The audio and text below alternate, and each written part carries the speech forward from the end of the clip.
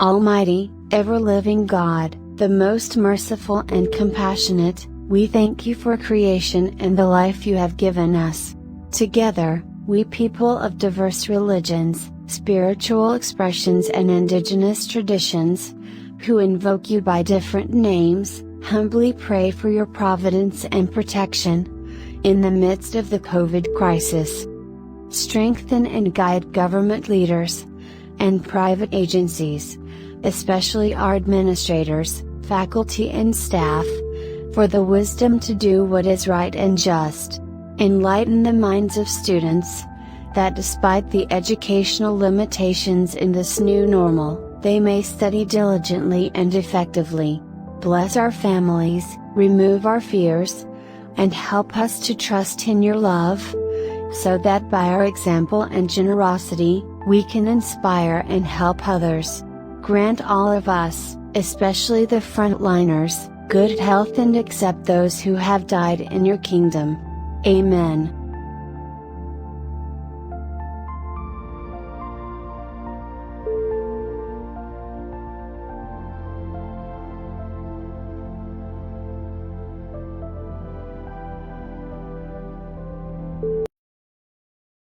Mayang magiliw, pelas ng silanganan, anak ng puso, sa dibdib mo'y buhay.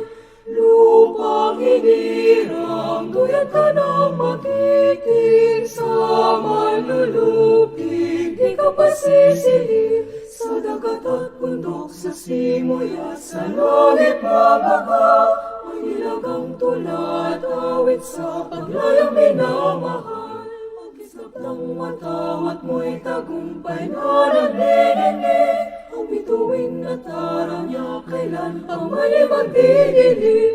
Lupa ng araw ng bakit pagsinta mo'y langit sa piling mo. Aming ligaya na pamay mga pilang mamatay ng dahil sa'yo.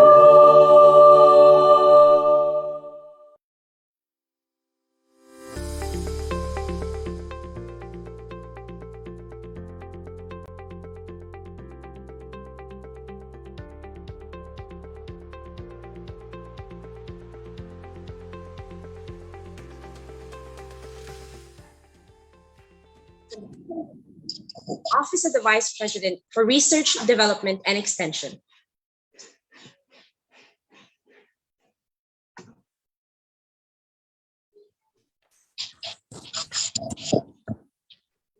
Camille?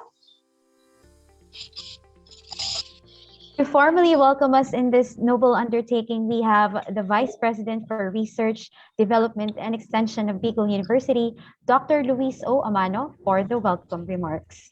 Sir? Good morning. Thank you, Camille. Our University President, Dr. Arnulfo M. Mascareñas. Our Vice Presidents, Dr. Freddy Bernal, the Director of CHED Region 5. Our esteemed plenary speakers, directors of the centers and divisions of the Office of the Vice President for Research, Development, and Extension, our very active researchers, ladies and gentlemen, good morning. It is my pleasure on behalf of the Office of the Vice President for Research, Development, and Extension to welcome you to the 7th Regional Conference on Promoting World-Class Education and 4th Regional Research, Development, and Extension Conference. Our university needs high and quality research and extension undertaking that can serve as a source of reliable information, innovation, and know-how for our target clientele. The present circumstances have required us to be agile, flexible in our approaches to innovate in the ways we could carry out our research and extension activities. We are aware that a virtual conference like this cannot be equal to a physical one, particularly regarding social interaction. But this conference will provide you excellent resource speakers, a wide range of science-related, educational, and social topics, as well as poster session. As researchers and educators, let us use this time of uncertainty to elevate the discussion on how we want to reimagine our research and extension activities. I wish you all a very enjoyable 2 days of this conference. And once again, thank you very much to Professor Ronel Arjunida Sr., the Director of the Research Development and Management Division, to Dr. Benedicto B. Balilo Jr., Director of the Publication and Knowledge Management Division, Professor Rowena Epsuelo, the Director of the Extension Management Division, and to Dr. Rebecca Rosario Albercasio, the Director of Center for bringing us together in this amazing event.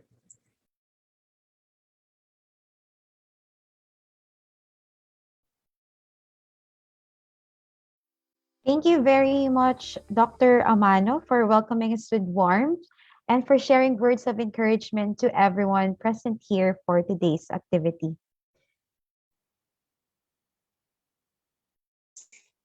And now to give us inspiration, give inspiration to everyone present here today.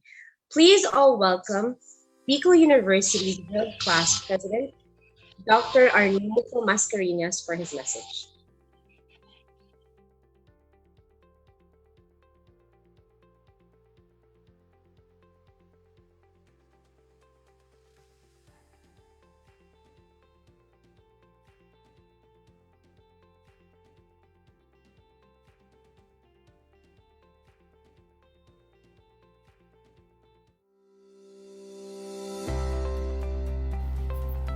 Our Vice President for Research, Development, and Extension, Dr. Louis Amano, all Division Directors and RD&E Center Directors under the OBP-RDE, esteemed evaluators, our ever-dedicated faculty researchers, OBP-RDE support staff, friends, a pleasant day to all of you.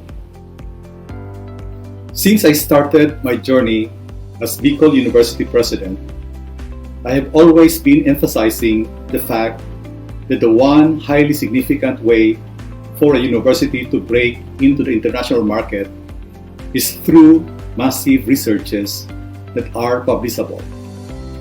In fact, in the months that turned into years, I placed my hope in the motivation and drive of the men and women of Bicol University.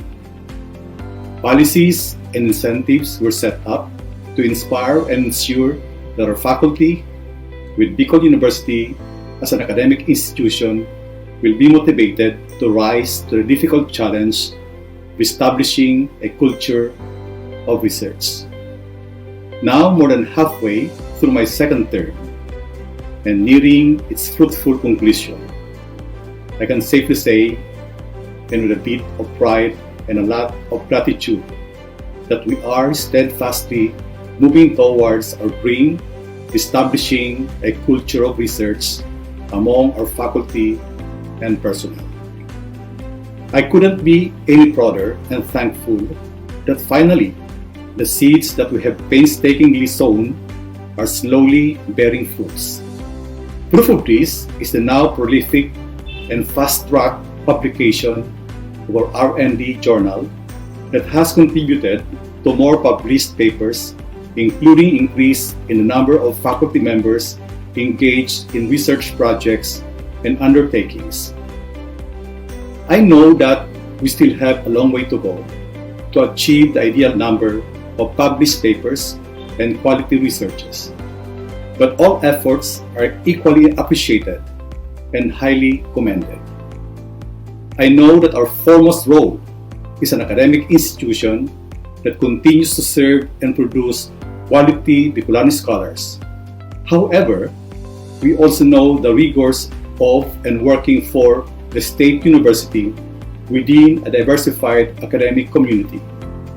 In fact, in a 2017 study on the status of research in state universities and colleges, revealed that effective teaching functions are in place or are even retained, yet with weak research functions. Along these lines, the research cited that despite the CHED initiatives, the current state of higher education research in the Philippines leaves much more to be desired regarding quantity, quality, trusts, and contribution to national development. Therefore, the challenge continues. Bicol University, as the premier university in the Bicol region, should take the lead in the pursuit of quality researches and significant transfer of technology, including knowledge sharing. So let us not be contented with what we have right now. Let us strive to be ever more prolific and relevant in our research undertakings as we continue to keep on working towards the attainment of our vision. Let not this pandemic put us in inertia, but the more we should be doing more relevant researches as part of our COVID-19 response. Congratulations to all persons who made this event possible, especially to those who will be presenting their papers. Thank you for contributing. Our Vice President for Research, Development and Extension, Dr. Louis Amano, all division directors, their papers.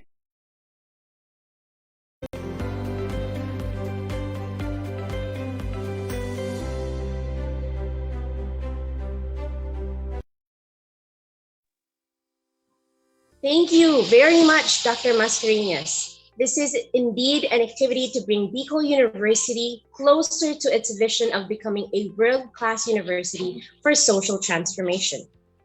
We now come to one of the highlights of the regional conference on promoting world-class education. I shall now turn you over to Professor Ronel R. Gineda Sr., the Director of Bicol University Research and Development Management Division, to introduce to us this year's keynote speaker. Thank you, Camille.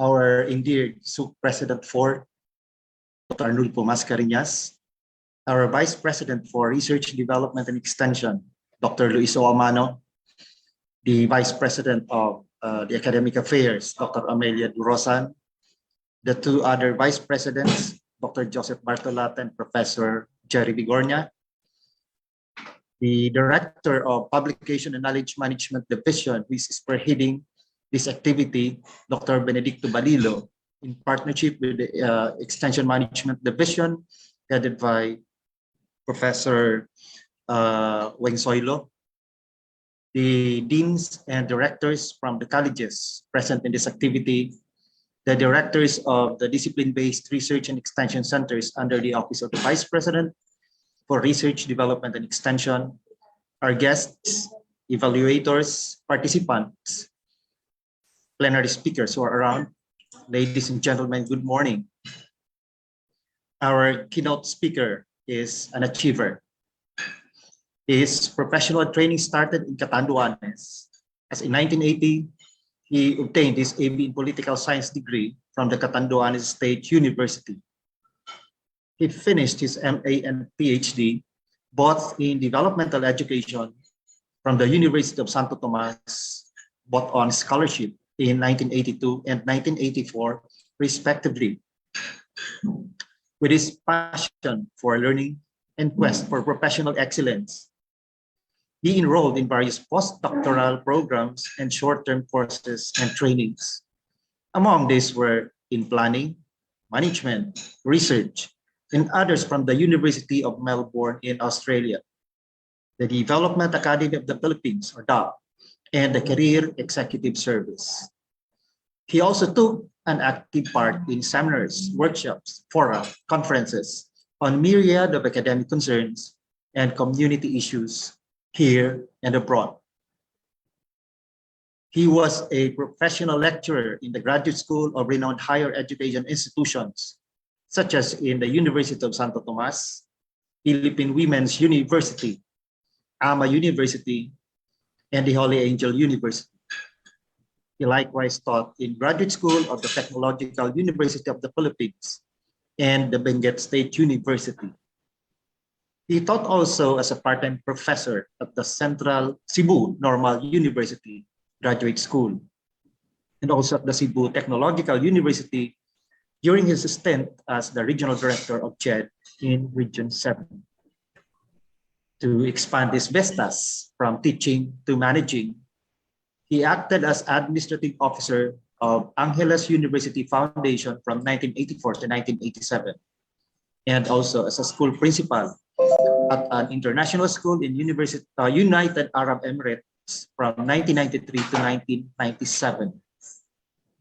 He faithfully served the Department of Education, then the Commission on Higher Education, for more than 20 years. Owing to his competence and meritorious performance, he has risen from the ranks through the years, from his position as educational researcher up to Director 4 at present. From November 2006 to June 2011, he was the director of CHED Cordillera Administrative Region. Then he became our director here in CHED Region 5 from July 2011 to January 15, 2014. But in January 16, 2014, he was assigned as CHED Region 7 director and that lasted until December 31, 2018.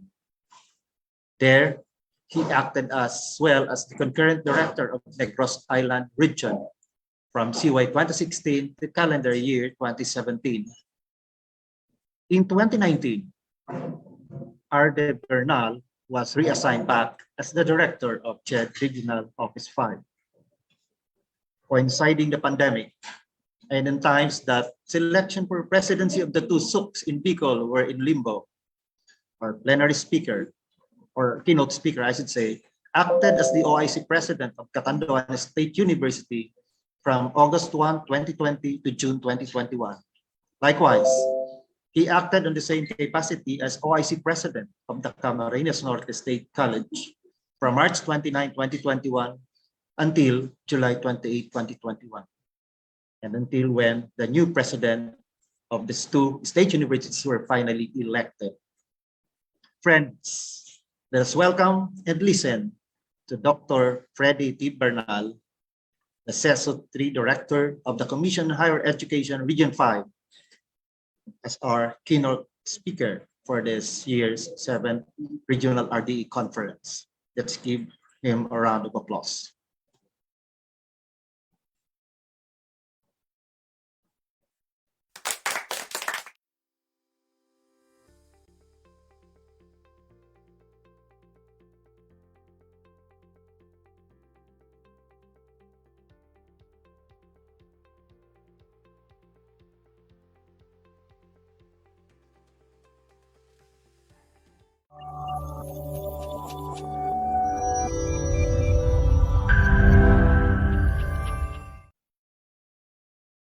Dr. Arnolfo M. Mascareñas, SOC President for Bicol University, Dr. Luis O. Amano, Vice President for Research, Development and Extension, administrators, faculty and staff of the host institution, distinguished plenary speakers, Dr. Bon Anthony Gitorio and Dr. Nida H. Garcia, paper presenters and evaluators, teachers and researchers on board representing the different higher education institutions in the Bicol region and beyond, guests, ladies and gentlemen.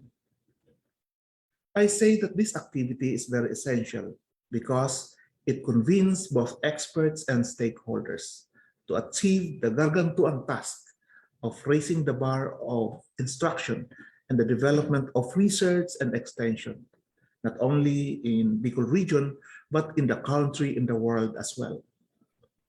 I would like to then extend my gratitude to Bicol University, led by President Arnolfo Mascareñas, for inviting me to speak to this crowd of intellectuals. Thank you, Bicol University, for gathering scholarly people who share a passion for the pursuit of knowledge in the improvement of research culture. The presence and participation of the people in this online regional conference connote willingness to strive for professional growth, excellence, and skills enhancement. I am truly grateful for this rare opportunity to share my thoughts on the theme, Strong Bicol University, Better Higher Education, with emphasis on research and teaching. Imagine what it would be like to be strong enough to lift a car. Anyone will probably think that it is better left to superheroes like Superman. Yet think again. What if you have 20 or 30 people all lifting the car together? Isn't that a little more in the realm of possibility? If you try it out once, just for fun, take note of what happens. You may be surprised to find out that you and your friends can do it. Moreover, while you're contemplating on what is possible with a group of 20 or 30 people, let us take a step further. What if you multiply that number by 2 or 3? In other words, what if you have a several group working together to solve difficult problems? The group might already be able to lift a UV Express van. There is true strength in numbers. When you have many groups with different ideas, resources, and skills applying their intelligence and strength to make an institution better, the results can be like the work of heroic people. Perhaps this is the reason why Bicol University is strong. In fact, BU remains strong for 52 years now. The strength of the university is apparent as evidenced by its awards and accomplishments, competent officials and staff, student achievers, state-of-the-art facilities.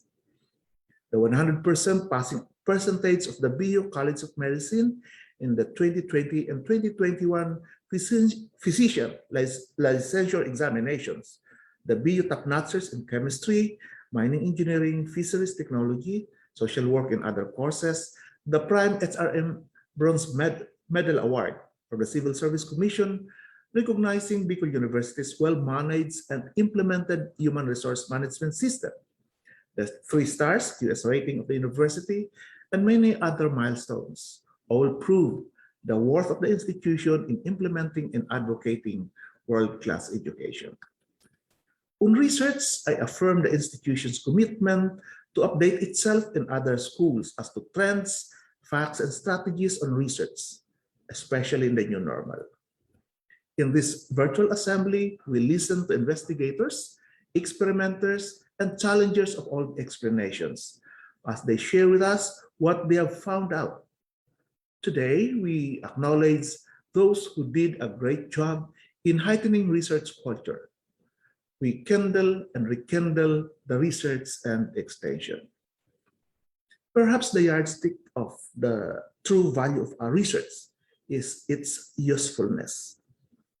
In CHED Memorandum Order Number 52, Series of 2016, it was emphasized that a university is not just a generator of knowledge, an educator of young minds, and a transmitter of culture, but also a major agent of economic growth, a research and development laboratory, and a mechanism through which the nation builds its human capital to enable it to actively participate in the global economy.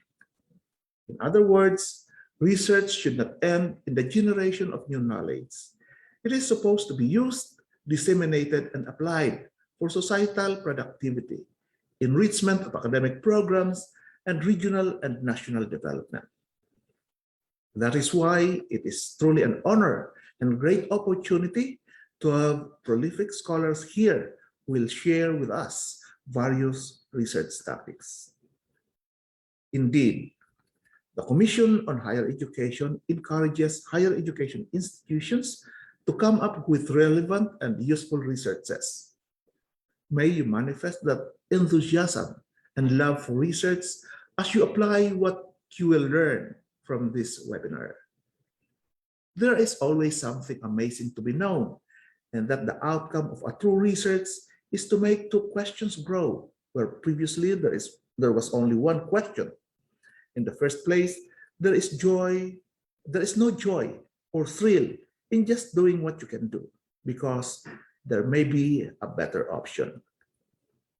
In my messages on research, I always mention that research is actually about four things only: brains with which to think, eyes with which to see, tools with which to measure, and fourth, money. May we make the most out of our brains, eyes, tools, and resources we have to translate challenges into opportunities and direct these opportunities to intended outputs. The question surfaces: how do we sustain strength in research? Foremost, keep on investing in research and undertaking capacity building activities. Research reputation is not built in an instant. The more you conduct researches, the more experience you gain, and the better you become. Investment and training are always necessary to enhance research skills and training. Like a plant, it needs constant nurturing and support. Secondly, continue with your networking and benchmarking activities. The world is becoming smaller. By partnering, resources are shared, continuous training is facilitated, and the overall research culture is improved. In our region, there are research consortia which aim to strengthen research in member institutions. Examples are the Bicol Consortium for Health-Related Research and Development of BISHARE, the Philippine Council for Industry and Energy Research Development, or BISHARE. Also, the initiative of Commissioner Aldrin Dalilag for its EIs to submit research proposals in line with the agreed theme in Bicol, that is restoration, rehabilitation, protection, and conservation of the ecosystem and natural resources, to the Southeast Asian Regional Center for Tropical Biology, or CEAMEO Biotroop, based in Indonesia, where he is a sitting member of the governing board representing the Philippines, for possible funding. On the part of the Commission on Higher Education, we see to it that we support research endeavors of higher education institutions.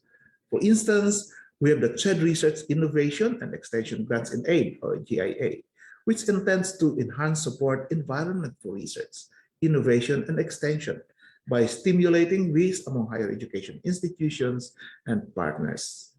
It is afforded to research proposals submitted by public and private HEIs, subject to CHED approval.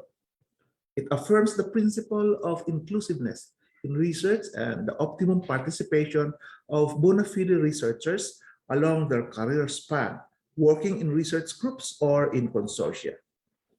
These are competition-driven grants and aid for its EI faculty to engage in, number one, basic applied research, number two, applied research, number three, extension by partnering with communities, business, and industry to transfer of knowledge and technology on specific developmental areas that directly affect the lives of individuals, families, and communities. We in the Commission believe that these are twofold strategic investments. While we develop the country's human resources as researchers and innovators, we also provide opportunities for consortia or groups to develop distinctive niche in research and innovation.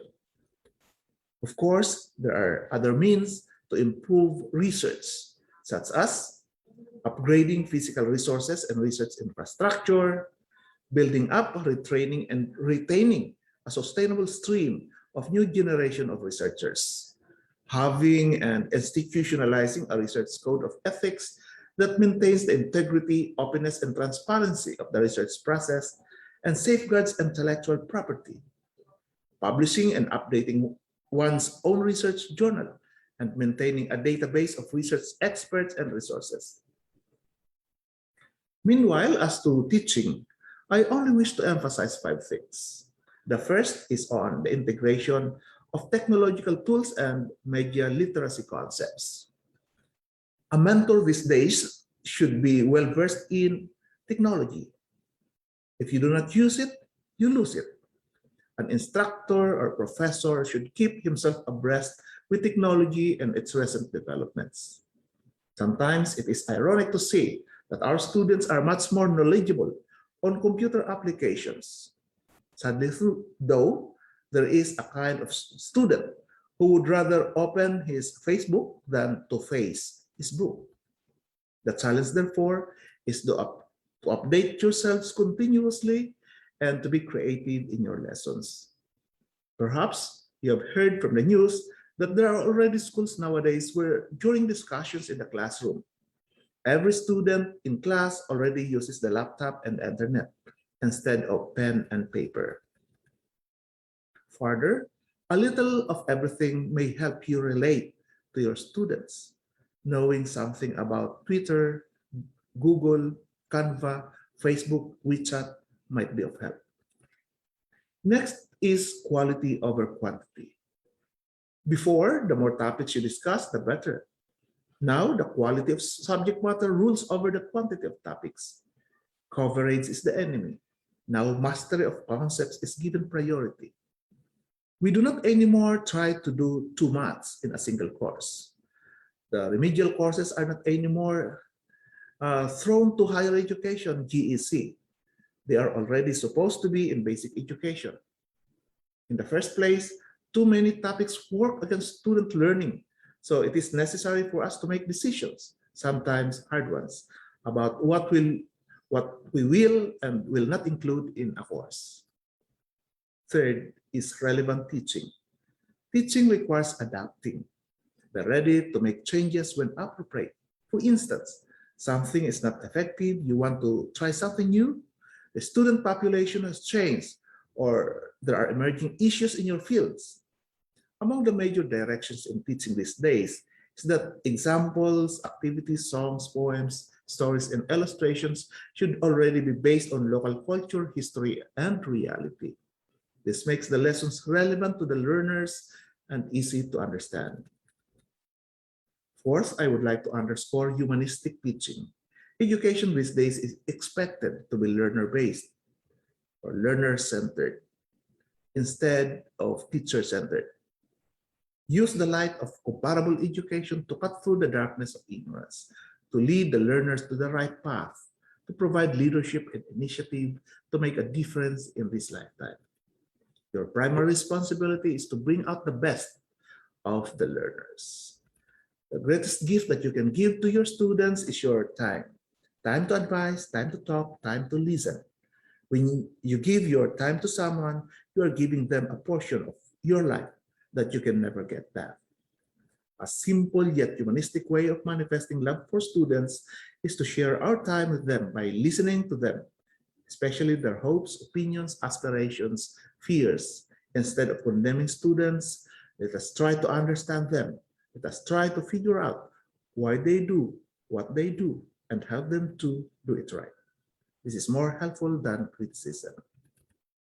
Fifth is outcomes-based education. In connection with humanistic teaching is outcomes-based education, otherwise known as performance-based education or mastery education. There has been a shift now in the educational paradigm from traditional content-based and input-driven teaching. We already have the innovative process-based, measurable, output-driven teaching. For example, the focus at present is not anymore on how many hours a student spends in an online class or what textbooks are provided, but on what student can demonstrate upon being taught. In closing, I hope that this undertaking shall be a means for all of you who are participants in this virtual convergence of active minds as you gain added insights, enhance your potentials, and carry out a scholarly discussion of topics affecting your lives. On behalf of CHED Regional Office 5, I convey my yearning that you fulfill the objectives you have set right from the beginning towards the end of this conference.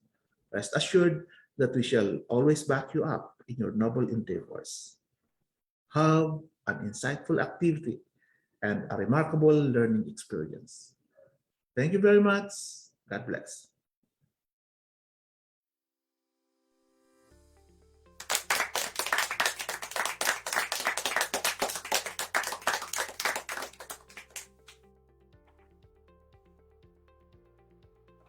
I must say that the Dr. Bernal,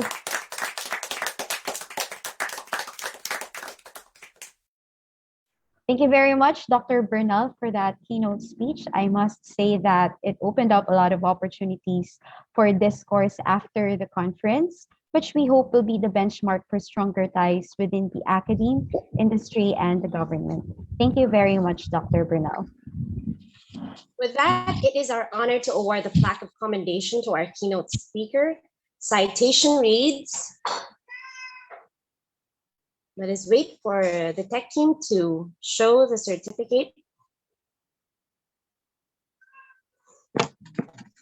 Citation reads, Certificate of Commendation is hereby presented to Director Freddie T. Bernal for his invaluable support and sharing of time and expertise as keynote speaker during the 7th Regional Conference on Promoting World-Class Education and the 4th Regional Research Development and Extension Conference on October 26 to 27, 2021, via Zoom conference and Facebook live stream. Given this 26th day of October 2021 at Bicol University, Legazpi City, signed by SUC President 4 Arnulfo M. Mascarenhas. Congratulations, and once again, thank you. We now come to the part of the program that aims to acknowledge everyone who took the time to join us today. We have here Dr. Rebecca Rosario Obercasio for the presentation of the participants. Dr. Bercasio. Thank you. Good morning, everyone. May I share my screen? Technical team.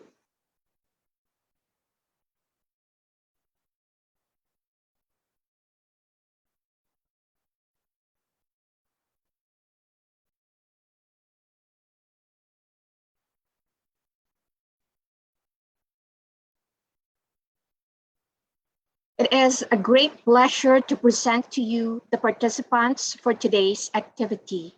Of course, you just heard our keynote speaker, and today, a little later, we are going to listen to 3 plenary speakers. They will be introduced a little later. And we are expecting 70 presenters in 6 different parallel sessions. That will be happening today until tomorrow. And there will be a total of 18 evaluators in the different parallel sessions. And for the listeners and viewers inside the Zoom room and the Facebook live streaming, as of 8 o'clock this morning, we have a total of 123 registered participants. And these are faculty of Bicol University, teachers from other institutions, students, and other academicians. So today is a concourse of lifelong learners, professors, teachers, researchers, and scholars. So we expect an interesting day today until tomorrow, and a good exchange of ideas in different disciplines. Once again, good morning, and it has been my pleasure presenting to you the different participants of this activity. Thank you.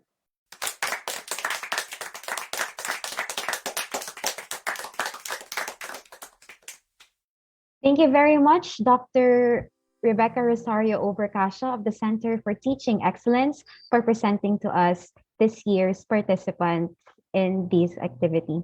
Of course, we wouldn't pass up the chance of seeing everyone who has joined us today. So we would like to ask all of you to please turn on your cameras for a photo opportunity.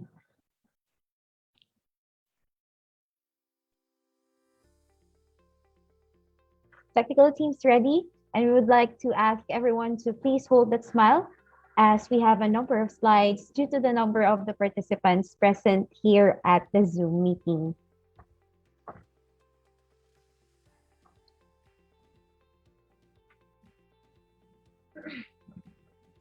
All right, 1, 2, 3, smile.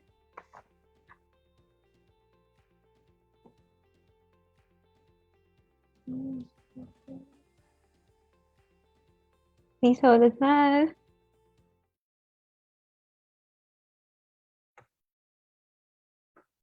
All right, so I guess we're now done with the Wait photo lang, Camille. opportunity. I'm sorry. Oh my Wait God, I'm lang. sorry. Okay, so please continue to hold that precious smile of yours.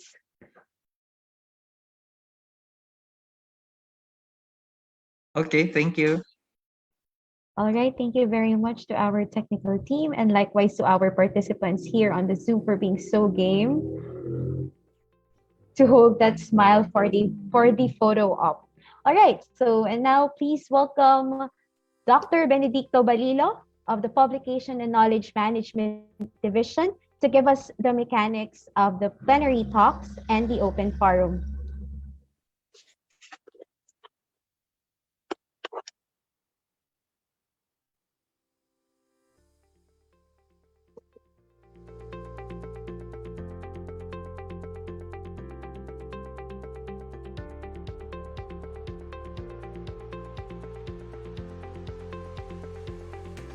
Dr. Balilo.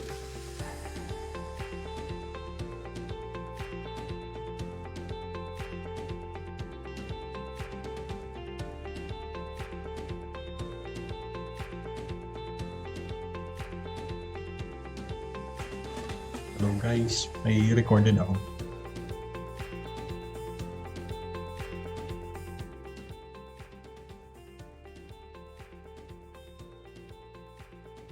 May recorded ako guys.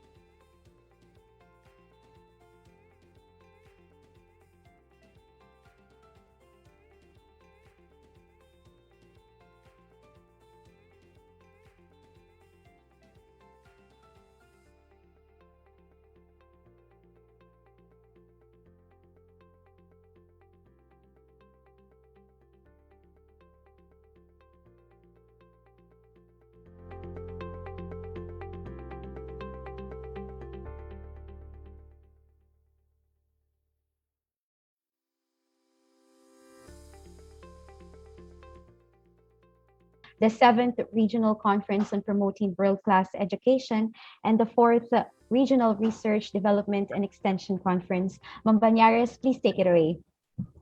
Thank you, Camille. We now come to one of the highlights of the 7th Regional Conference on Promoting World-Class Education and the 4th Regional Research, Development, and Extension Conference. and we will be given an insight to the expertise of our plenary speakers for today. Our first speaker is a faculty member at the Philippine Normal University and a part-time faculty at the De La Salle University, Manila, to give us a talk about empowering educators and researchers through practice-based research. Please help me virtually welcome Dr. Von Anthony G. Torrio.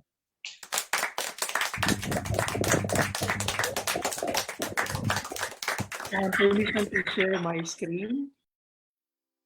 By the way, if you can hear me po, kindly chat number 1 sa ating chat box. There. I hope to see participation from several of you, 125 so far, participants in our meeting room. Okay, I'm currently sharing my screen, so if you can confirm that you can see it, kindly chat number 2, please. I can see several of you participating over chat, so that's a good indicator that our teachers really are of quality. So, okay, so allow me to formally start my presentation to the president of Bicol University, the different officials of the university, vice presidents, deans, directors, officials, the faculty researchers who have joined us today, guests, good morning. And should I say good evening on the other side of the world, as currently it's 9:54 p.m. here in London, Ontario. Okay, so allow me to make a presentation with the title, Empowering Educators and Researchers Through Practice-Based Research. And for this presentation, I've prepared a couple of topics to share to you. I'll start with a presentation of what practice-based research is, some ways to master any skill, research skills, role of stakeholders, necessity for practice-based research. To put context to my discussion, I'll talk about CHED, DepEd, and PPST reference materials. I'll also be sharing a particular experience related to one of the winners of a contest by the Department of Science and Technology, which is InnoBox. I'll be presenting a couple of researches to share to you common variables that you may be able to explore, you may have explored, so particularly our participant researchers who will be presenting their papers today. And I'll conclude with my final remark. Now, let me formally begin my presentation with my response to this question. What is practice-based research? So basically, it is a practice that involves engagement of gaining new knowledge with implications or operational significance for that practice or discipline. And the author is cited in that particular material. According to the same author, practice-based research can refer to empirical research conducted within a practice or workplace setting. For sure, around, or I think the 70 researchers who will be sharing their studies in this session or in this particular endeavor have considered their workplace to be the context of their different researches. According to another author, Lambert, it is a method of conducting studies of one's own practices in education contexts that relies on a transformative approach within an iterative design structure. Now, let's try to consider another question. Why are we teachers conducting researches? According to McRae and Parsons, it is because we are good teachers. Particularly, he cited that good teachers have always been good researchers. Again, to reiterate, because we are good teachers. And we always aspire to be the best teachers in our discipline.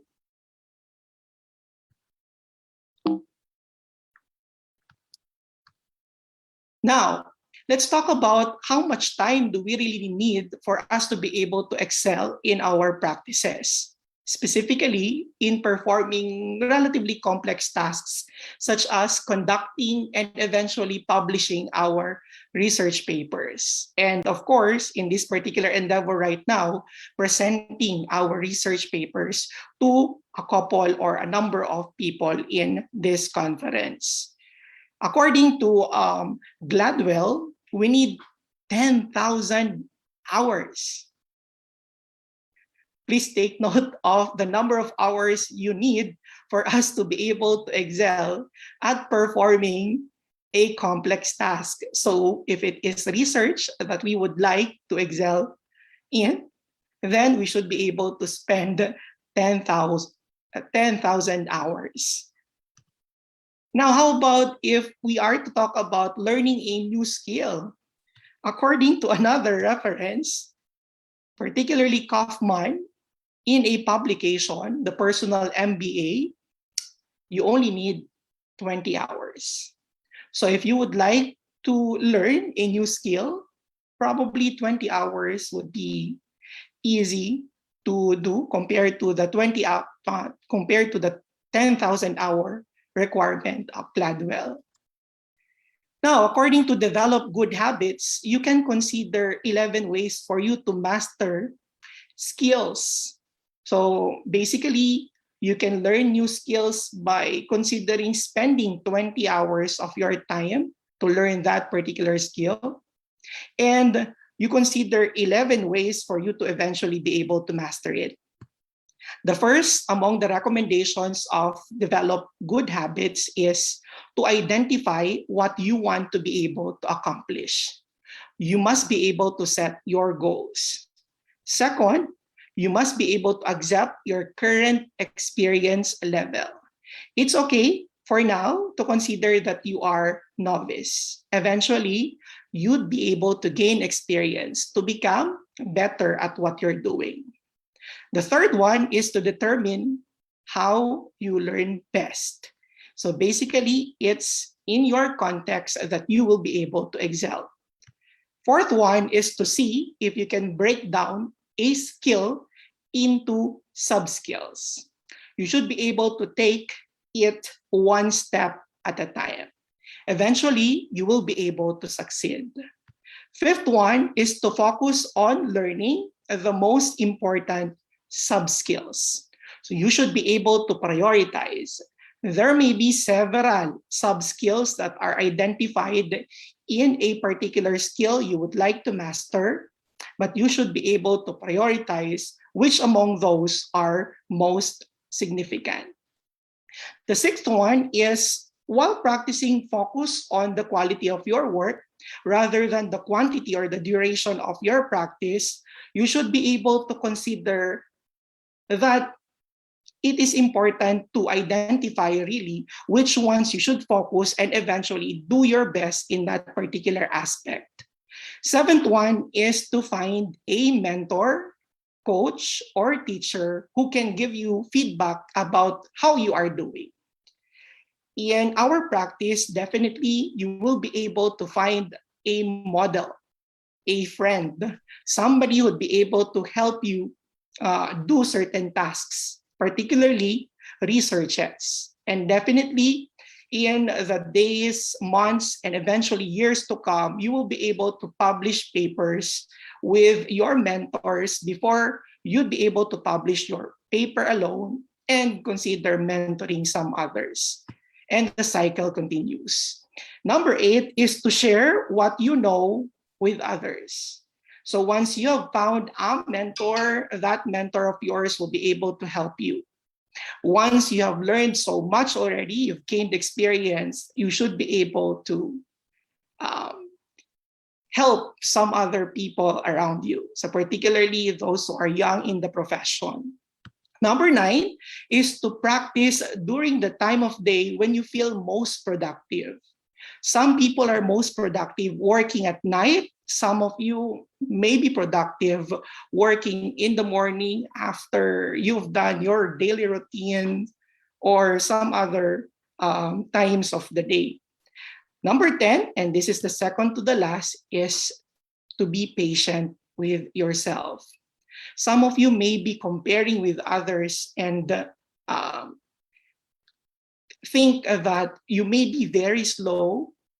You may be able to consider yourself compared to some other researchers who are able to publish a lot already or are able to juggle their time for their family, time for professional development and studies. You have to consider that you have different contexts. You have different considerations, personalities, and the like. So you have to consider that you may be taking your time for the meantime, and eventually you will be able to do it as well. Finally, develop good habits recommend that you set manageable goals for each day. This is similar to saying one step at a time, once more. And also, Glassdoor identifies several research skills that you should consider. And another response to this question, why are research skills important? So essentially, when Glassdoor conducted a review of what they're able to receive as data in their platform, they were able to identify important research skills. And these are the following. So first, identify problems that are hindering performance or the ability to complete tasks. Come up with viable solutions to those problems. Evaluate resources and the best way to utilize those resources to promote increased efficiency. Come up with new services or product. Identify the needs of a company's target. Stay up to date with industry trends and market demands. Learn new ways of doing things to adapt and evolve to meet workplace demands.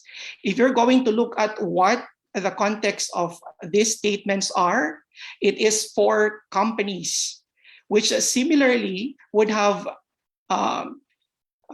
the same ideas as to what we'll be able to expect in the education setting.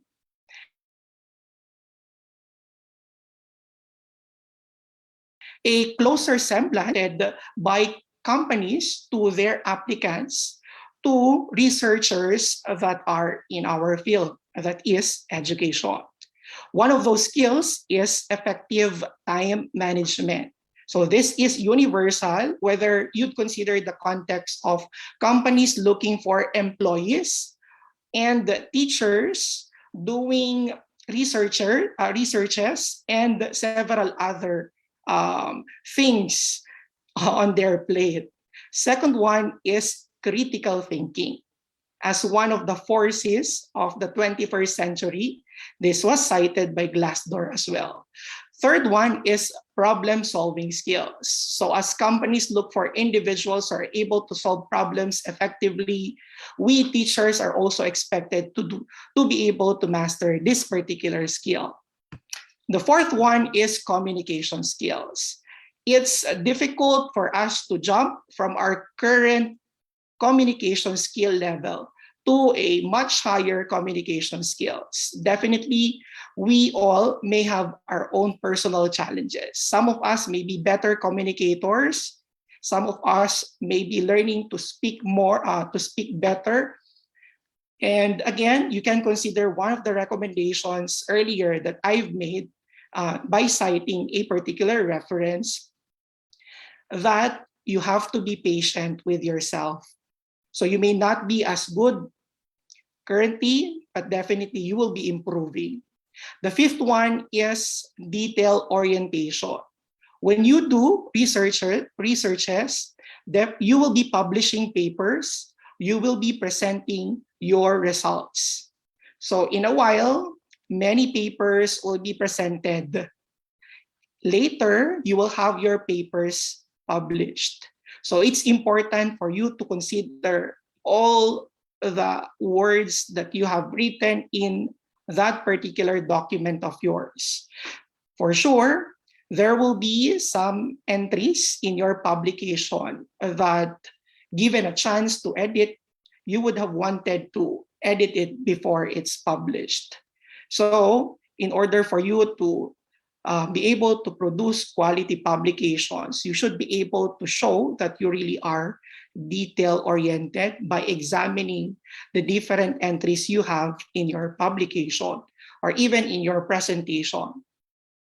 Next, another input that we can get from Glassdoor is a response to this question: how can you improve your research skills?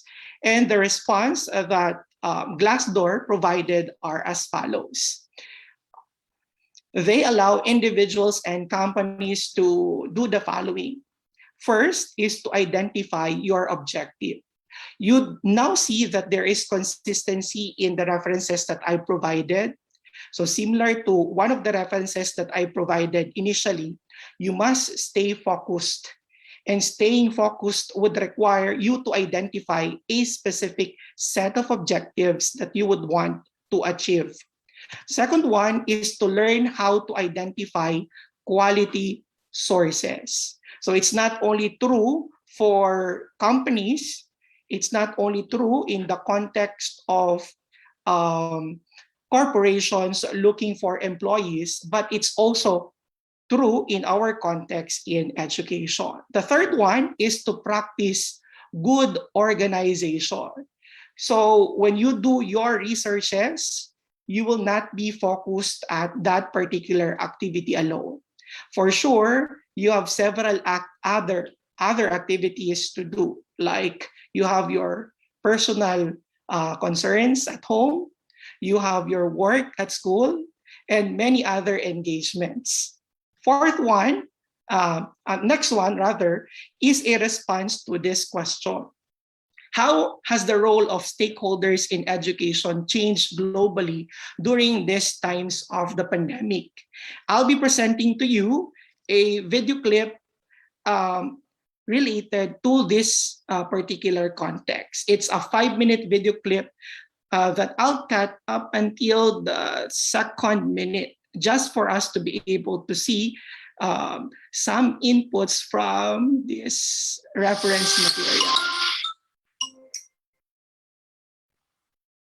We're doing a lot to be able to cope with the fact that if there has to be online or distance learning, then what are the kinds of norms, policies that have to be identified for that?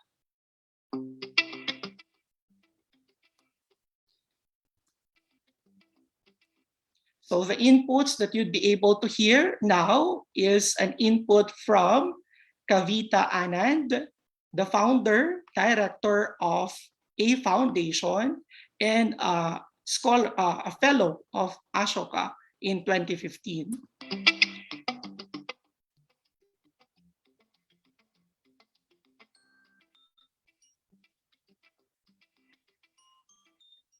Policies that all the managements have to look at are way beyond just what they currently have. So I think we've got the issue of timetabling for 3 children in a household. One might be in first standard, one might be in fifth, one might be in the 8th. How do you then make sure that the timetable is in accordance with each one's availability and access to the devices, and that the parents have the ability to, share those with the children as well.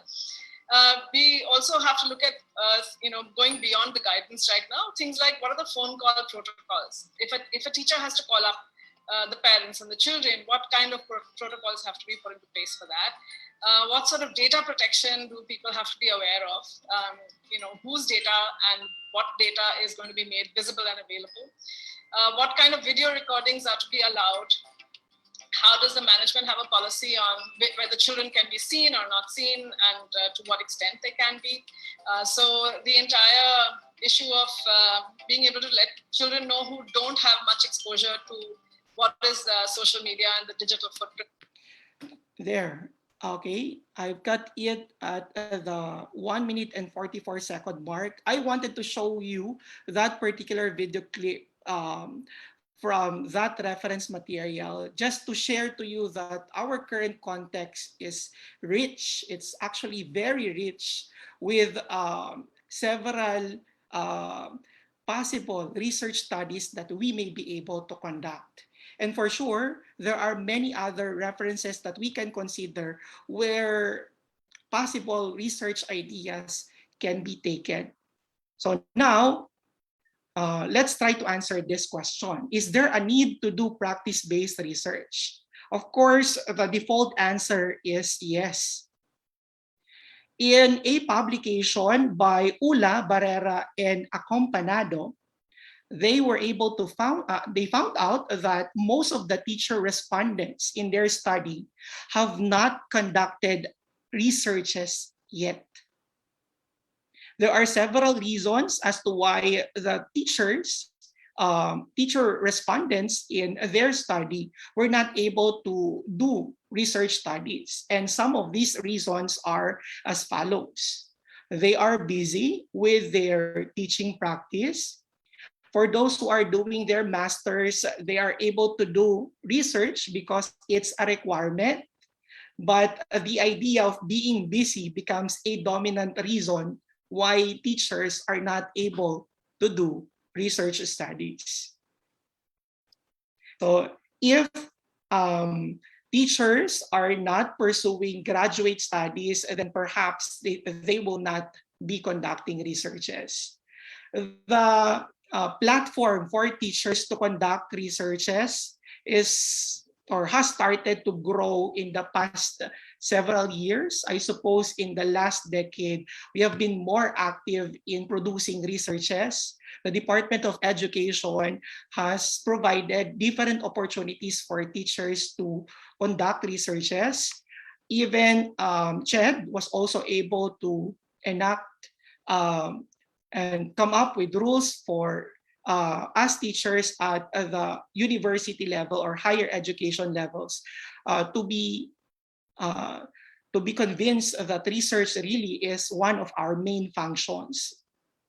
Some more results, some more information as to the results of this particular study tells us that the following statements are true.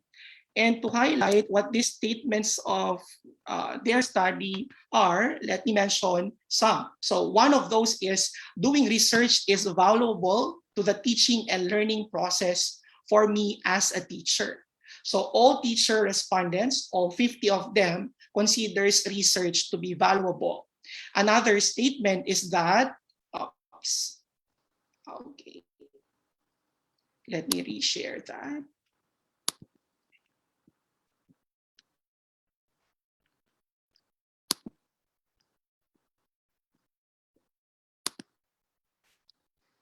There.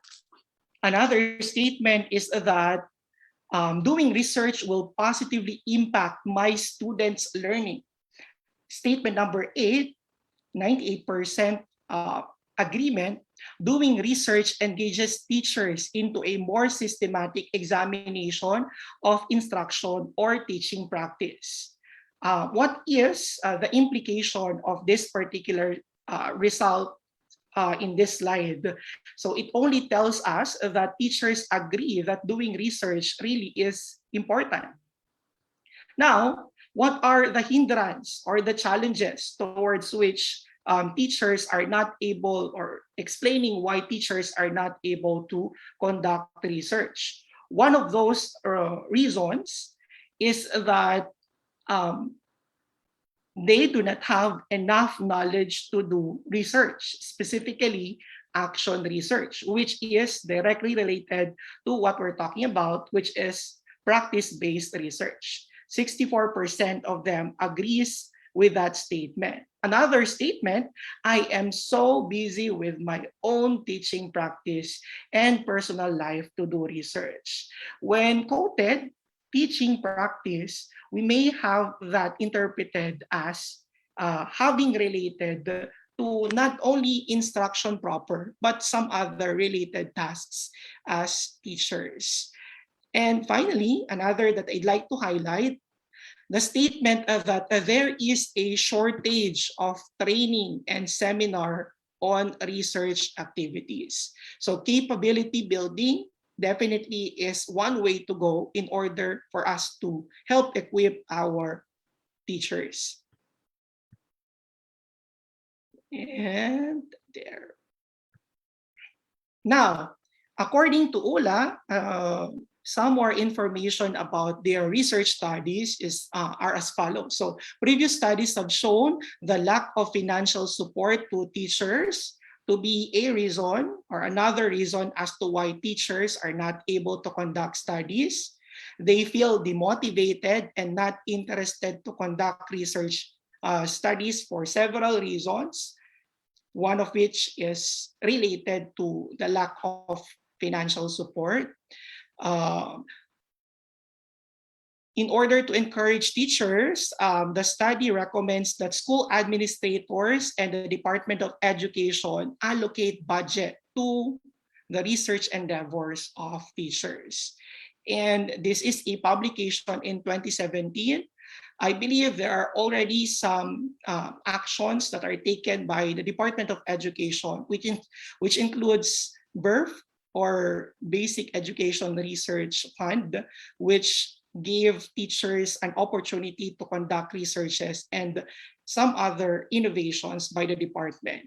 Even in state colleges and universities, there already are some measures that were observed in order for teachers to be granted financial assistance, not only to do or conduct researches, but also to present and publish their research outputs. Now, to put context to what we're talking about, we can also consider references from CHED, from the Department of Education, and from PPST, or a publication called the Philippine Professional Standards for Teachers. In the context of CHED, they've identified major issues that are associated in the social sciences as priority research areas. And the major issues that they were able to enumerate are under the different themes: education, disaster, ICT, and social change. You may want to consider CHED Memo Order number 41, series of 2010 for this particular publication. With the Department of Education, so basically for basic education, they have a publication associated with basic education research and agenda, or their research and agenda. Some of the things that I'd like to highlight in this publication are as follows. The first one has something to do with the different principles that we must observe when conducting researches. Let us all be reminded of these principles.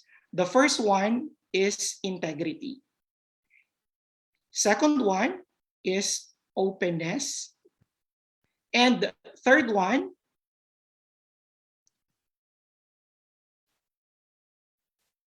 is excellence. So if you're going to look at the three principles that are cited in this particular publication of the Department of Education, as we conduct researches, we should always be observant of the practice of these principles. Another that I'd like to put to focus in this particular presentation is that they also have this conceptual framework which guides us as to what we should be considering when doing researches. Allow me to focus your attention to the vision of the Department of Education in terms of research, and examine what the Department of Education dreams for Filipinos. So the Department of Education dreams of Filipinos who are passionately loving of their country and whose values and competencies enable them to realize their full potential and contribute meaningfully to building the nation. So for that first sentence alone, It's able to capture a lot about what's expected to be done by teachers who would like to conduct research under the Department of Education. As to the mission of the Department of Education for research, they've specifically identified 4 different stakeholders. The following, so we have students learn in a child-friendly, gender-sensitive, safe, and motivating environment. For teachers, teachers must be able to facilitate learning and constantly nurture every learner. And for admin and staff, stewards of the institution ensure an enabling and supportive environment for effective learning to happen. So the Department of Education only tells us that they are supportive of our research engagements, and we should be able to consider not only the mission, but also the vision of the Department of Education. A statement for family, community, and other stakeholders is also included in the mission as active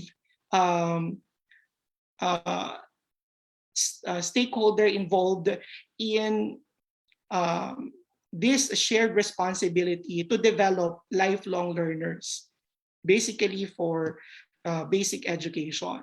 And as to research agenda, they've identified several themes for teachers to consider when conducting researches. These are teaching and learning, child protection, human resource development, and governance. Cutting across different areas are disaster risk reduction, inclusive education, and gender and development there.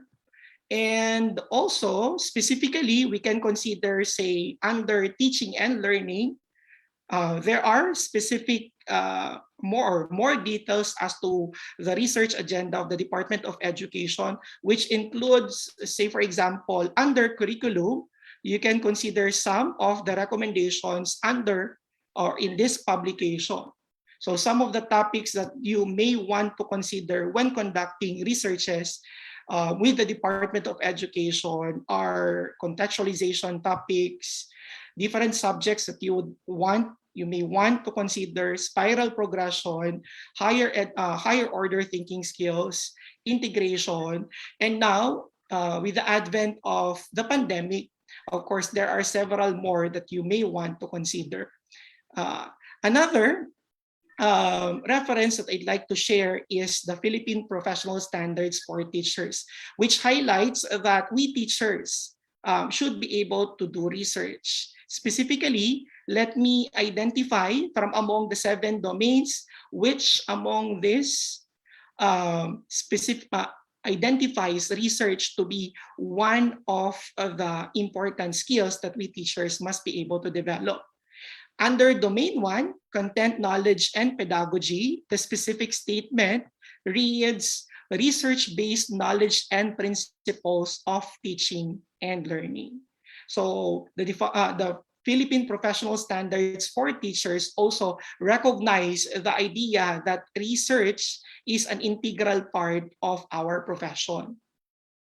And you can consider the different statements associated with that particular strand, which is on research for beginning, proficient, highly proficient, and distinguished teachers.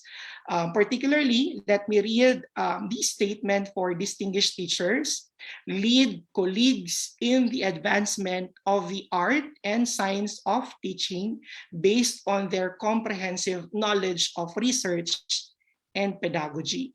So as distinguished teachers, you are expected to be a mentor to your younger colleagues in the profession. What else?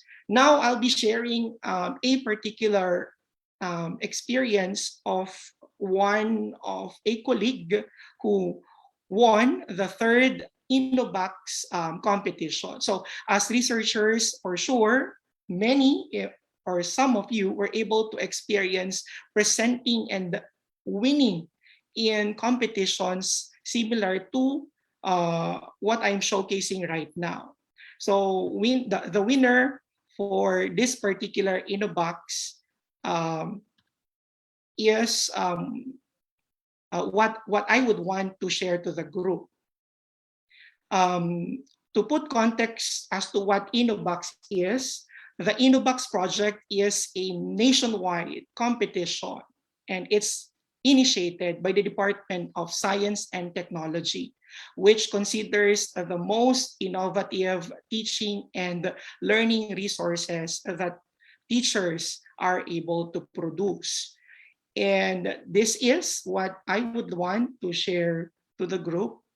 The winner of the third InnoBox competition is Mr. Del Carmen, who started his journey with conducting a research entitled Laro ng Lahi-based physics activities. This particular project started as an innovation in his practice, his classroom practice. From his classroom practice, he was able to use the idea to eventually bag that prestigious award known as the third InnoBox competition winner. And there are also several other studies. There are also several other groups of researchers who were able to win in this particular competition with different categories, which includes high school category tool, high school digital tool category. And some of the titles include Project Direct, or that's digital intervention for remote electronic teaching, a teaching learning resources for science and mathematics, SciInfuse or SciInfuse, Science Fun Unified Session in e-learning. So what am I trying to share to the group? That even if in one of the researches that I've cited, many teachers are finding it difficult to conduct research, though that might be true to the majority of teachers in the country, there are these teachers who still are able to conduct researches. Consistent to the results of the study that I've cited earlier, many of these teachers may be producing researches because it's a product of their graduate studies. So some, if not all, are able to do it because they are really passionate as to conducting researches. Here are some more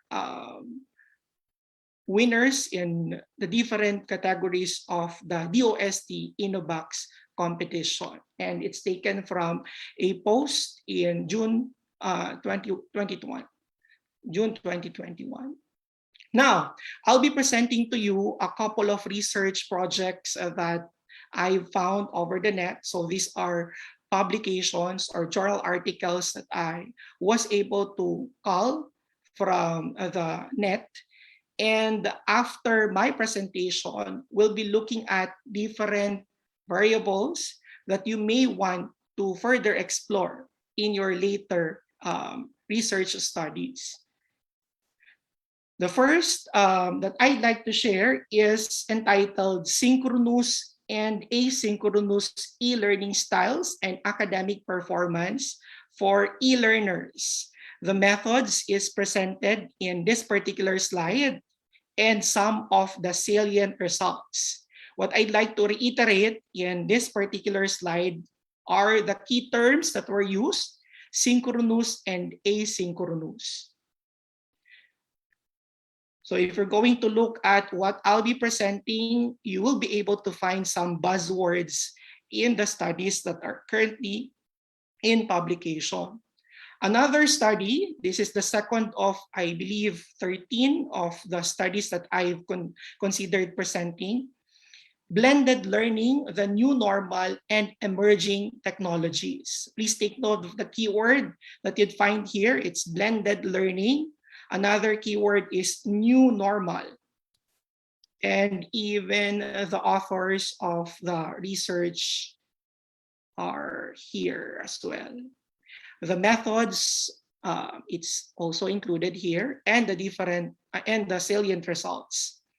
Another is similar to the first publication that I've shared. The key term asynchronous is also mentioned, but this time it's asynchronous discussions and assessment in online learning.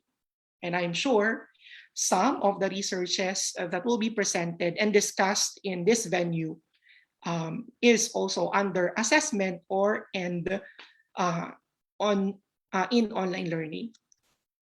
The methods and the salient results are also presented here. So what you may be noticing from the different studies that I'm currently sharing are, these are conducted in the context of the researchers. Relationships between minority students, online learning experiences, and academic performance. For sure, you'd be able to imagine how these studies are conducted, definitely in the context of the researchers. Another study is entitled Students' Engagement in Synchronous Online Discussion, the relationship between cognitive presence, learner prominence, and academic performance. You might be interested to look into that idea of learner prominence, or even that phrase, or that the two words cognitive presence. A common buzzword or a buzzword is academic performance and students' engagement. Those are commonly found in many publications in education. Methods and salient results are also included here, as well as the objective or objectives of the study. Next one is effectiveness of an online classroom for flexible learning. You notice up until the sixth one, you can imagine how the context of the researchers are used in order for them to produce a particular publication. The seventh one is rethinking teaching and assessment strategies for flexible learning environments. Methods, salient results, and objectives are also presented. Next one is targeting misconceptions using Socratic questioning. So you might be interested with this particular topic as well. Next is guided inquiry assisted concept map to improve students' metacognition skills. Number 10 is a study conducted with the title Developing Students' Reflecting Thinking Skills in a Metacognitive and Argument-Driven Learning Environment. Number 11 is influence of scientific stories on students' ideas about science and scientists. Number 12 is digital story, conceptual change-oriented to reduce student misconceptions in physics. Please consider the key terms digital story. So that's something interesting. And then number 13, is utilizing Facebook to enhance students' learning and learning experience in the digital era, promises and possibilities. You may want to consider new learning management systems and even social networking sites as platforms for teaching. And I think this is the last one. 14th is context-based learning and metacognitive prompts for enhancing scientific text comprehension. From the 14 researches that I have so far shared, we can consider common variables that were explored in what had been presented. You can also think of some more variables that you would want to explore in your succeeding explorations or your later explorations as researchers. And I'm sure those papers that will be presented today and tomorrow will be significant contributions in the pool of studies that other researchers may want to also consider in their own explorations. And these are the variables that I was able to collate from what I presented. So common Variables that were explored in these studies are, we have academic performance, achievement, cognitive retention, critical thinking, grit, learner autonomy, metacognition, metacognitive awareness, problem-solving skills, rapport, reflection, science attitude, science learning achievement, science motivation, science process skills, scientific text comprehension, self-efficacy, self-regulation, students' misconception, test performance. And finally, I would like to end my presentation with a response to this question. At the end of the day, we will be asking ourselves, why, as teachers, as researchers, do we want to conduct research? Why are we doing research in the first place? And my quick response relates to an article that I initially shared to everyone. And that response is because we are the best teachers of our country.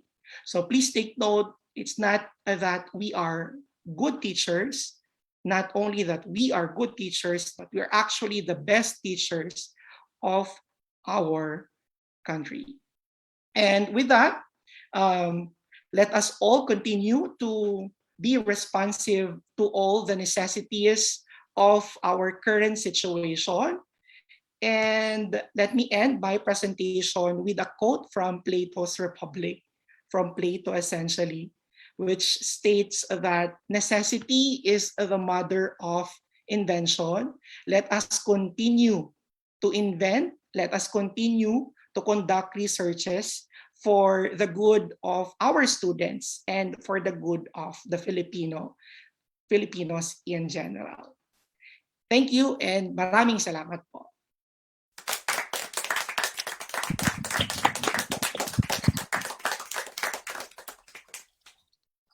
Thank you very much, Dr. Torrio, for giving to us a very informative talk on the practice-based, on empowering educators and researchers through practice-based research, and for reminding us that good teachers are actually good researchers. And we appreciate you taking your time off.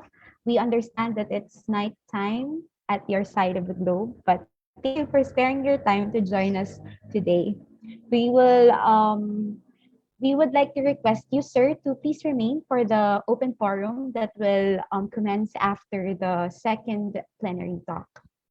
May we also remind our participants here at Zoom and on Facebook to please do not hesitate to shoot in your questions so our speakers could address them later. At this point, we shall now have the mechanics of the open forum and the plenary talks to be given to us by no less than the Director of the Publication and Knowledge Management Division, Dr. Benedicto B. Diyos marahain Aldo po sa Indo.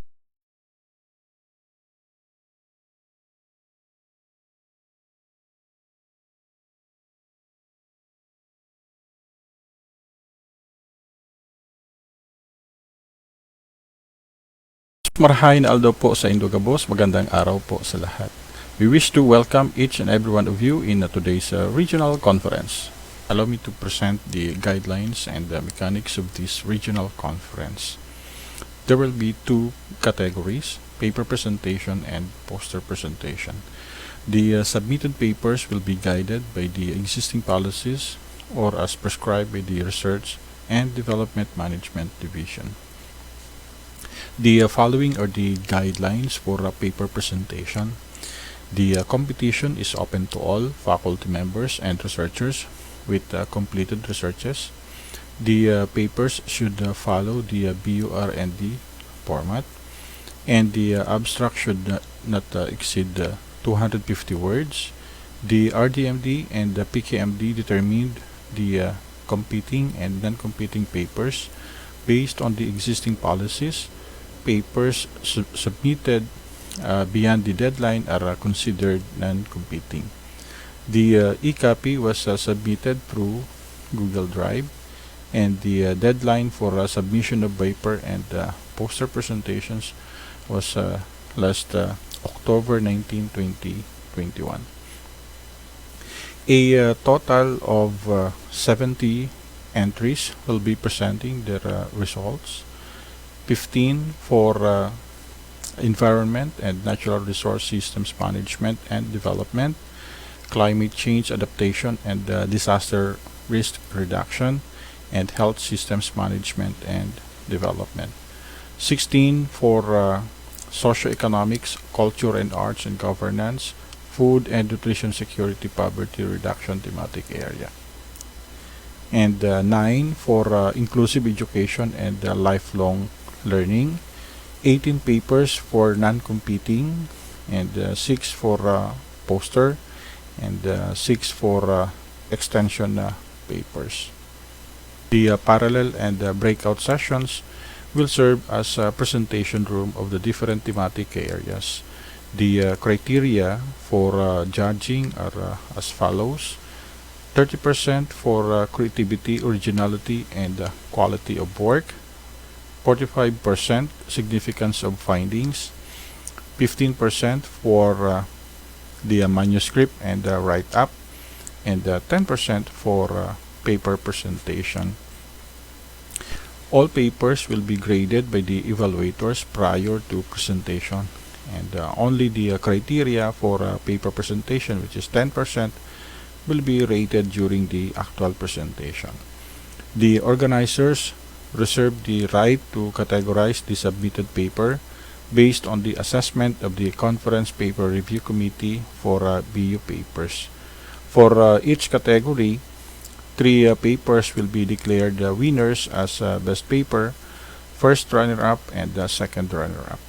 Each winner will receive cash prize and a certificate of commendation. The poster presentation will be submitted in 2 formats, print and e-poster. The e-poster should be submitted through a submission drive link provided, and 3 winners for poster presentations will be awarded per thematic area.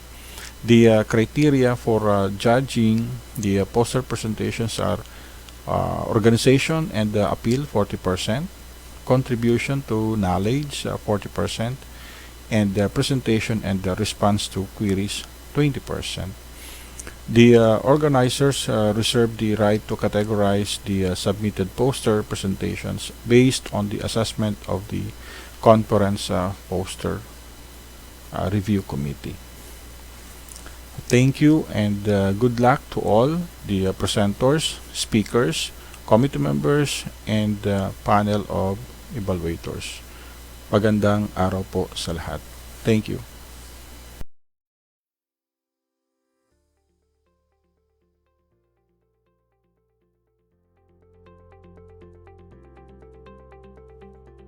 Thank you very much, Dr. Balilo. At this point, we shall now introduce to you our next plenary speaker.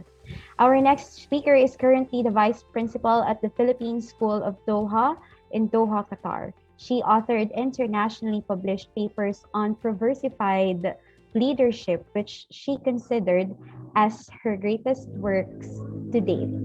To give us a talk about learning from the learned, significant life lessons amid and beyond the pandemic, please help me in virtually welcoming Dr. Nida H. Garcia.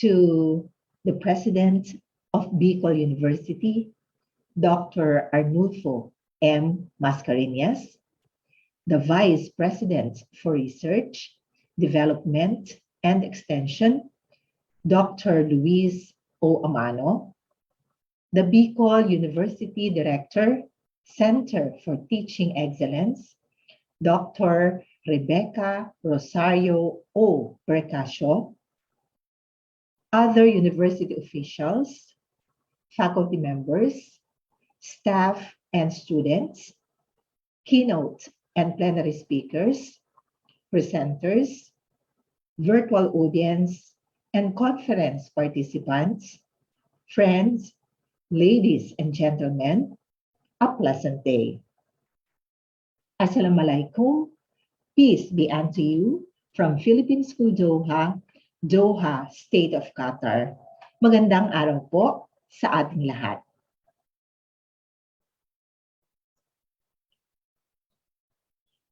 It is both an honor and a privilege to be part of Bicol University's 7th Regional Conference on promoting world-class education, and I am delighted to talk about the topic, Learning from the Learned, Significant Life Lessons Amid and Beyond the Pandemic.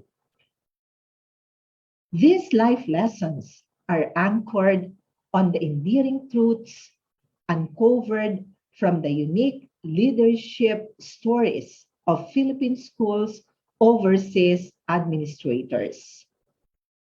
Before I proceed, allow me to extend my heartfelt gratitude to Dr. Amano and Dr. Bercasio for this wonderful opportunity. Special thanks also to my teacher and colleague in the department, Sir Greggy Gregorio. Thank you so much for the recommendation.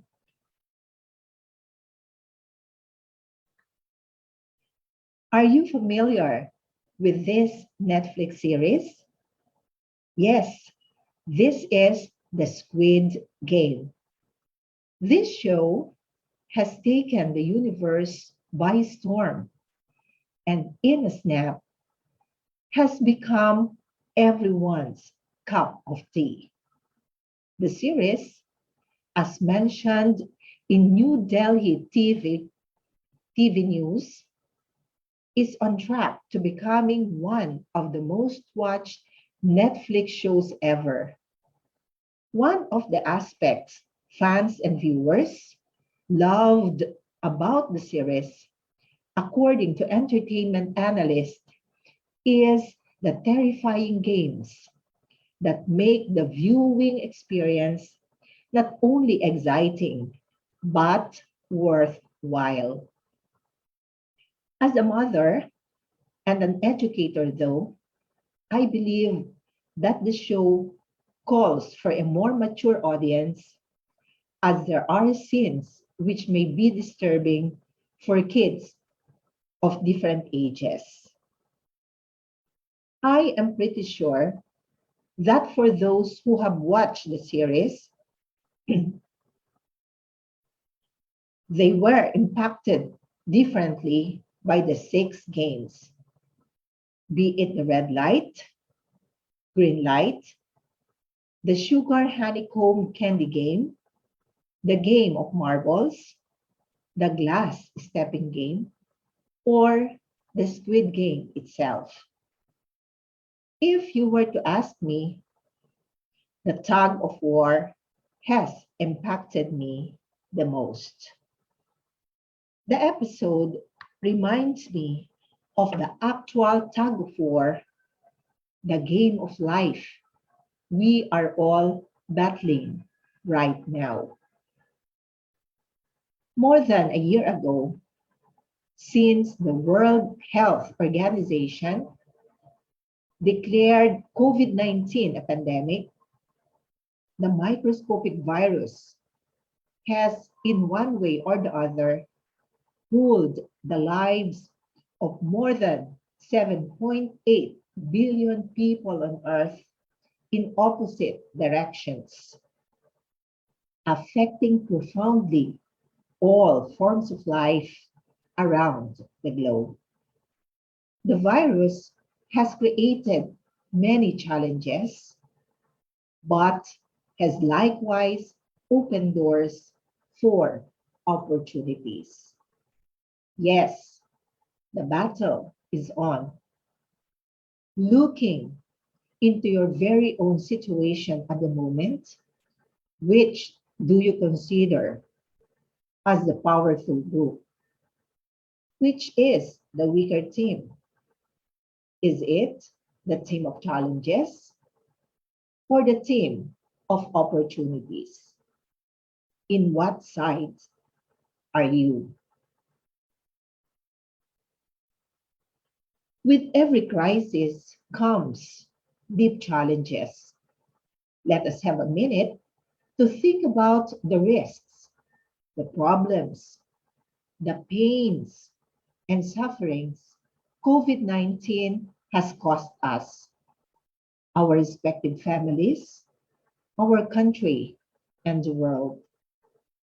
You may write at least one answer in the chat box. Timer starts now.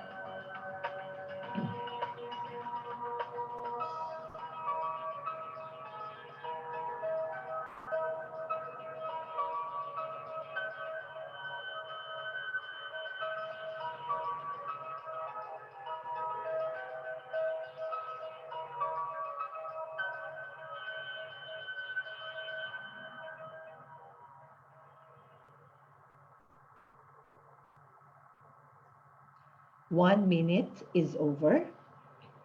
Thank you so much. Now, let us name some of these challenges. In one way or the other, we have been affected by the school closure, be it partial or full, the work disruption, the shift to remote or hybrid work, the unemployment. Others were put on forced leave.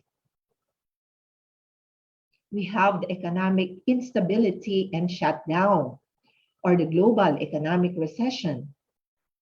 We have the reorganization of family life, school and businesses. There were changes in family routines, tension in parenting relationships are felt. Addressing barriers to teaching and learning and engaging disconnected students. The absence of social contacts, especially among adolescents. Hence, we have the social isolation, the contact restrictions. There were reports on domestic violence, child maltreatment, online sexual exploitation, and pornography. We have the social media and technology challenges, the increased screen time among children, adolescents, teenagers, and even adults. The challenge of integrating media and technology in the classroom. We also have the mental health issues, the issue on anxiety, stress, depression, and even suicide. Health-related issues, be it the absence or inadequacy of essential health services, death, or loss of a loved one. We all have our own battles to fight. Consciously or unconsciously, we are all in a battle for survival. Life is indeed a tug of war. At some point, we are the rope. To be on the right side or the winning side, we have to hope.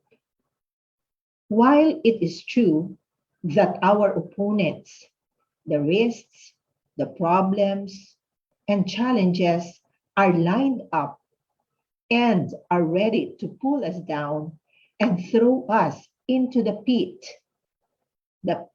of fear, doubt, anxiety, and even death, we have to remember that there is always the faith side of the road.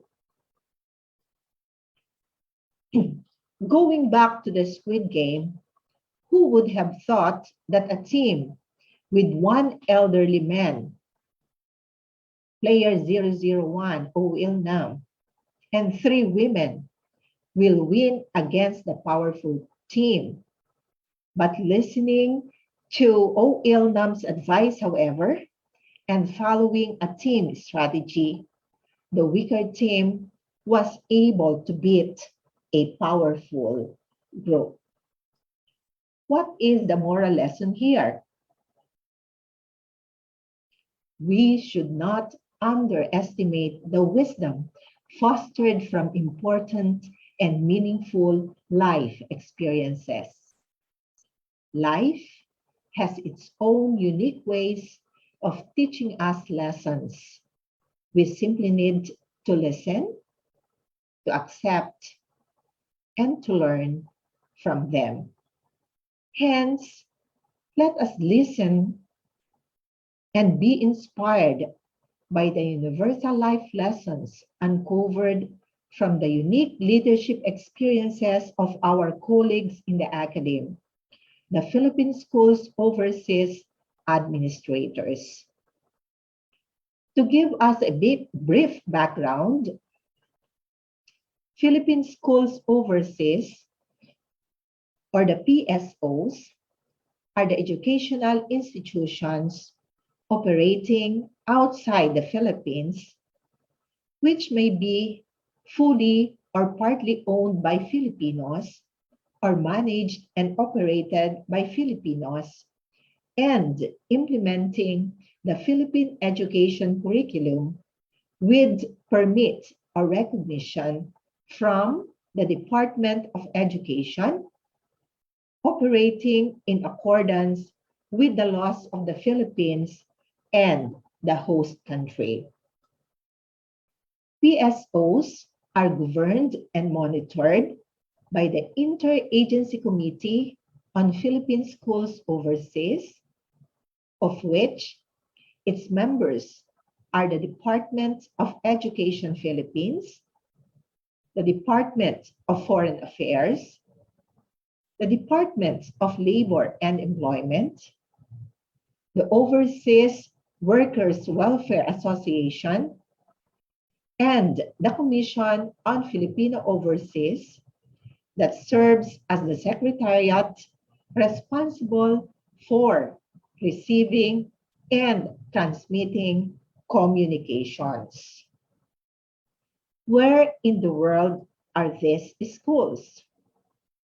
Before pandemic, there are around 41 PSOs operating in 10 countries located in the Middle East and North Africa, Asia, and Europe. The study site of this research include the state of Libya, the Kingdom of Bahrain, the state of Qatar, the United Arab Emirates, the Sultanate of Oman, and the Kingdom of Saudi Arabia. Kuwait is also part of MENA. From Asia, we have China and East Timor, and from Europe, we have Greece. Now, how were these life lessons uncovered? These significant life lessons emerge through the conduct of a qualitative research. Let us have a quick review. Qualitative research is an invaluable approach to discovery, understanding, and the production of evidence that can serve as the credible basis for the arrangement and conduct of educational practice. It is empirical, stemming from experience or observation. Qualitative research gives emphasis to the meanings, experiences, and views of the participants. It focuses on the why rather than the what of a social phenomena. And it aims to help us understand the world in which we live in and why things are the way they are. Phenomenology was the research design used. As a design, phenomenology aims to explicate the meaning, structure, and essence of the lived experiences of a person or a group of persons or of people around a specific phenomenon. It involves studying a small number of objects to develop patterns and relationships of meanings and experiences. Phenomenology is a form of qualitative research that focuses on the study of an individual's lived experiences within the world. It is an approach to research that seeks to describe the essence of a phenomenon by exploring it from the perspective of those who have experienced it, the goal of which is to describe the meaning of these experiences, both in terms of what was experienced and how it was experienced. Three interrelated teachings revealed from PSO administrators' unique leadership experiences can help us redirect our energy towards the things that we have power over and will surely enable us to deal effectively with the situation we are in right now. On one hand, preservation, progression, and succession illustrate universal lessons on corporeal aspect of human life. Relational universal life lessons, on the other hand, are demonstrated through connection, innovation, and globalization. While the existential universal life lessons can be personally attained through adoration, devotion, and action. Let us think about it.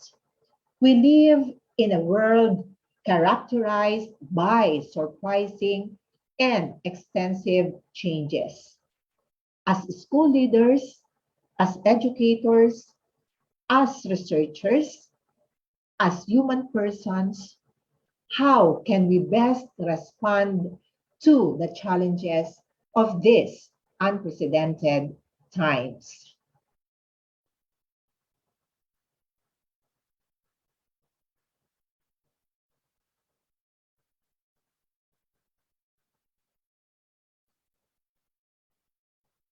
PSO administrators' corporeal life lessons, the significant truths related to the physical or earthly existence of man, remind leaders and each one of us of our value as human persons, as individuals with inherent and immeasurable worth. Hence, there is so much to learn from PSO's 3 corporeal principles, the first of which is the preservation. Preservation is all about developing a positive self-concept. It is about having a healthy self-perception. It is all about upholding self-worth. We have to remember that self-respect, self-love is essential to living a happy and authentic life. This and more will surely make us more resilient in the face of stressors. We should therefore be at our best at all times. To be at our best would mean to believe in what we can do, to bloom where we are planted, to be the person we are intended to become. It is to exude positive attitude. We are at our best when we exude positive attitude, when we show our natural self. We don't need to pretend. We can show the world that we are hurting. We can share our happiness. As they say, it's okay not to be okay at times. To be at our best is to trust our own giftedness. We are all endowed with special gifts, with special skills and talents. So we all can live life to the fullest. Sabi nga sa isang Facebook post, lagi mong tatandaan na mahalaga ka. Kahit pa ilang tao ang magparamdam sa'yo na kulang ka. The next one is about progression. Progression speaks about aspiration for continuous development and advancement. We should not let the pandemic keep us from dreaming, from hoping, from reaching our goals, from doing what we love to do, be it personal, professional, or institutional. Healthy self-perception should be manifested in our passion for work and love for our profession, which drive us not only to pursue higher education, not only to be the best employee or student that we can possibly be, but also to inspire others to do the same. Before we proceed, let us first have the self-boosting exercise. I guess you are all familiar with mantra. Now let us try this self-love mantra. Okay, so slowly, with patience, with purpose, let us read this self-mantra together. I am a soul of love, a heart of peace, a mind of stillness, a being of light. I am beautiful. I am loved. Let us read again, this time with more conviction. I am a soul of love, a heart of peace, a mind of stillness, a being of light. I am beautiful. I am loved. It feels good, right? When you affirm yourself, when you know that you are loved, then you feel good.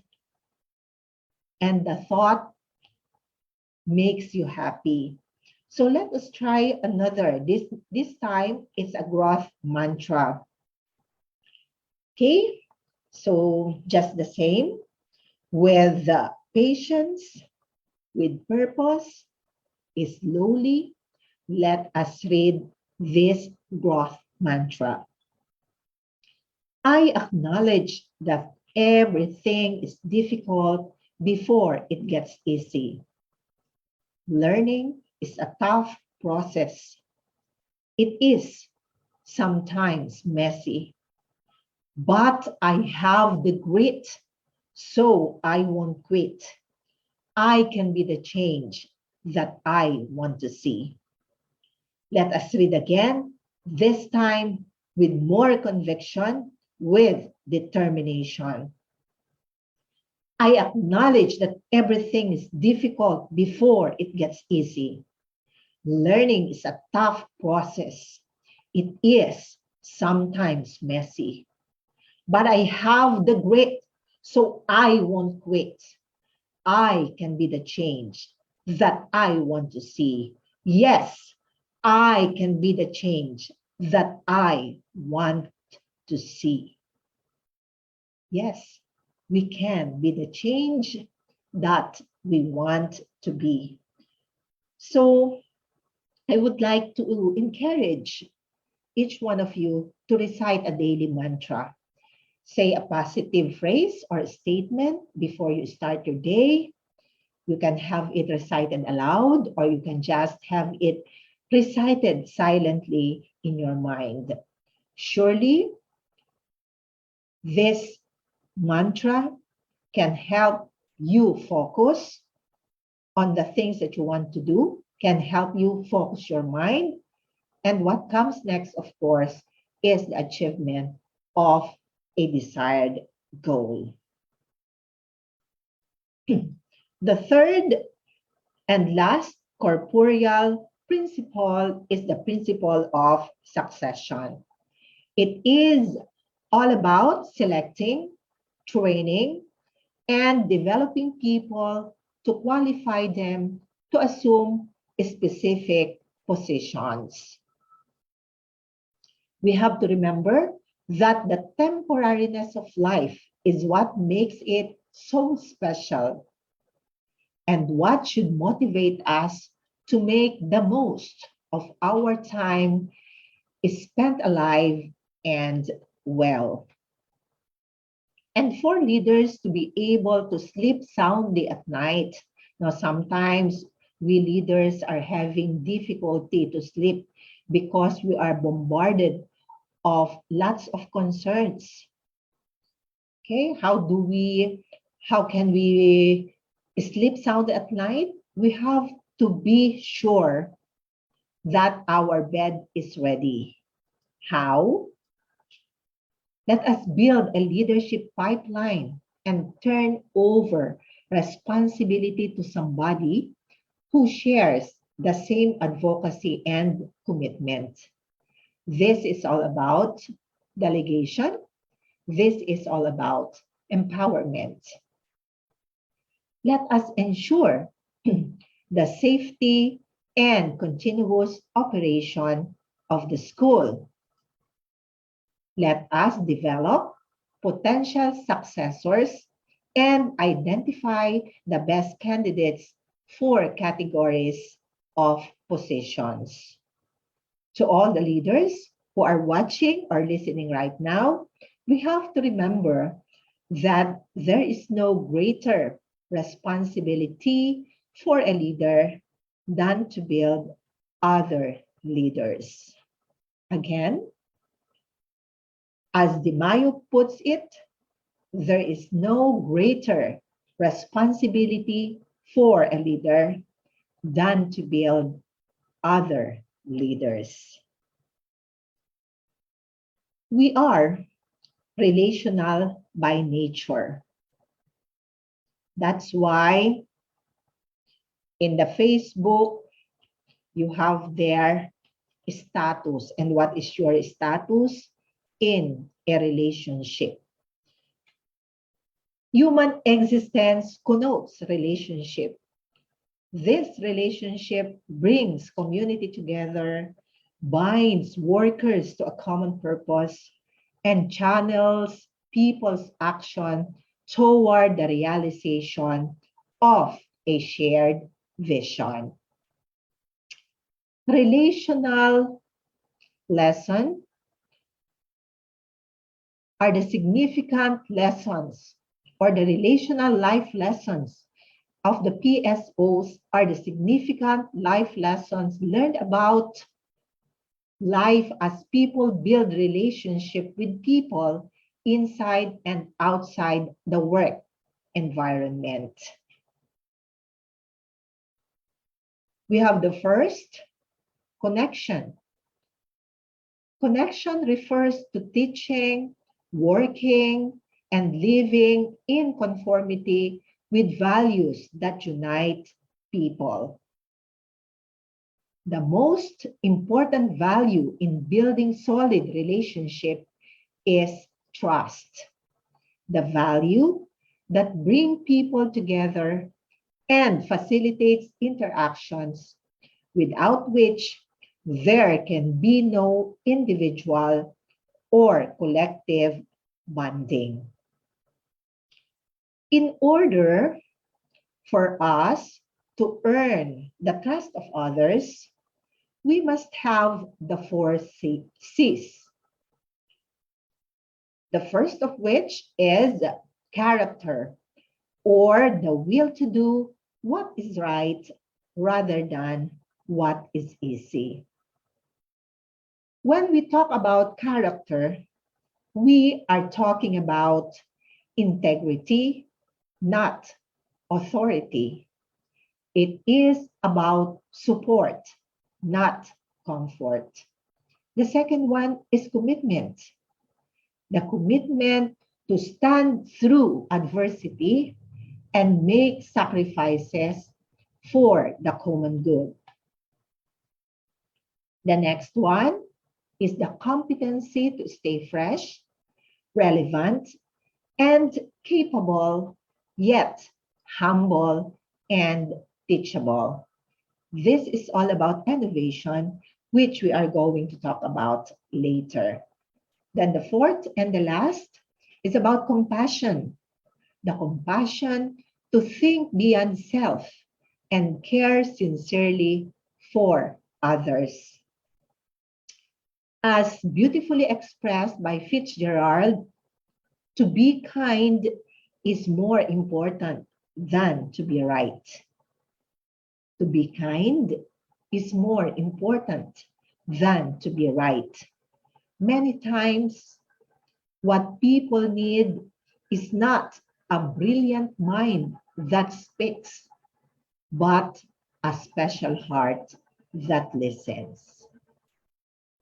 What people need is not a brilliant mind that speaks, but a special heart that listens. We have the second, and this is innovation.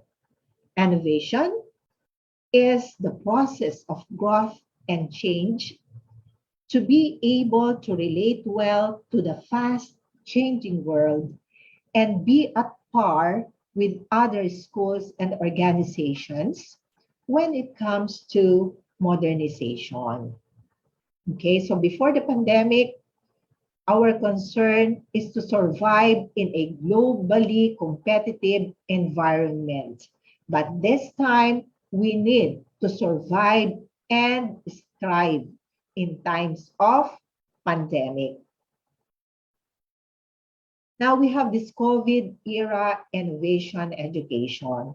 It is truly amazing how the educational sector has tied up with coronavirus and adapted to the new and innovative ways of teaching and learning. Technology has emerged as the lifeline for the academic world. Digital platforms are utilized to impart pedagogical instructions.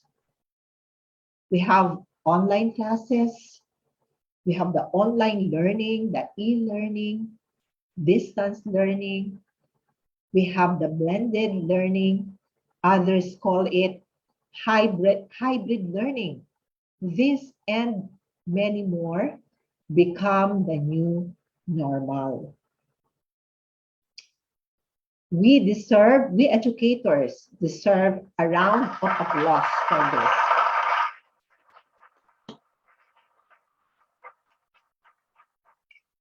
Two thumbs up for us educators. Well done, well done.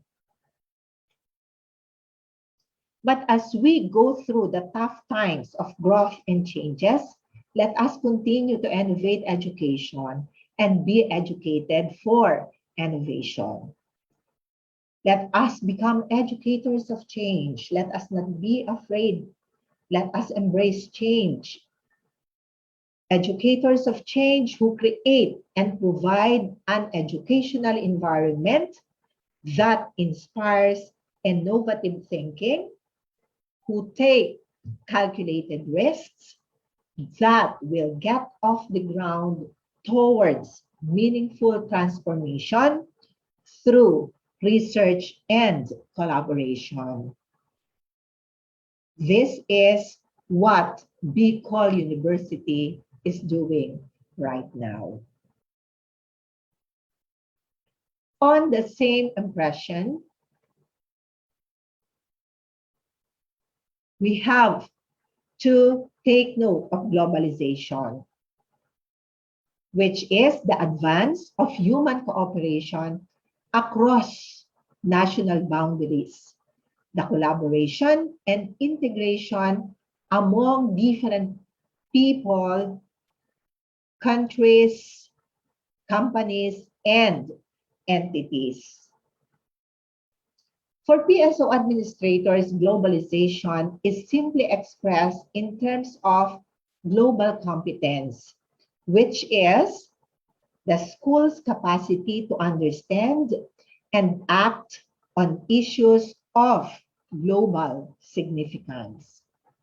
The second is the global competitiveness, the school's ability to create and maintain a sustainable environment.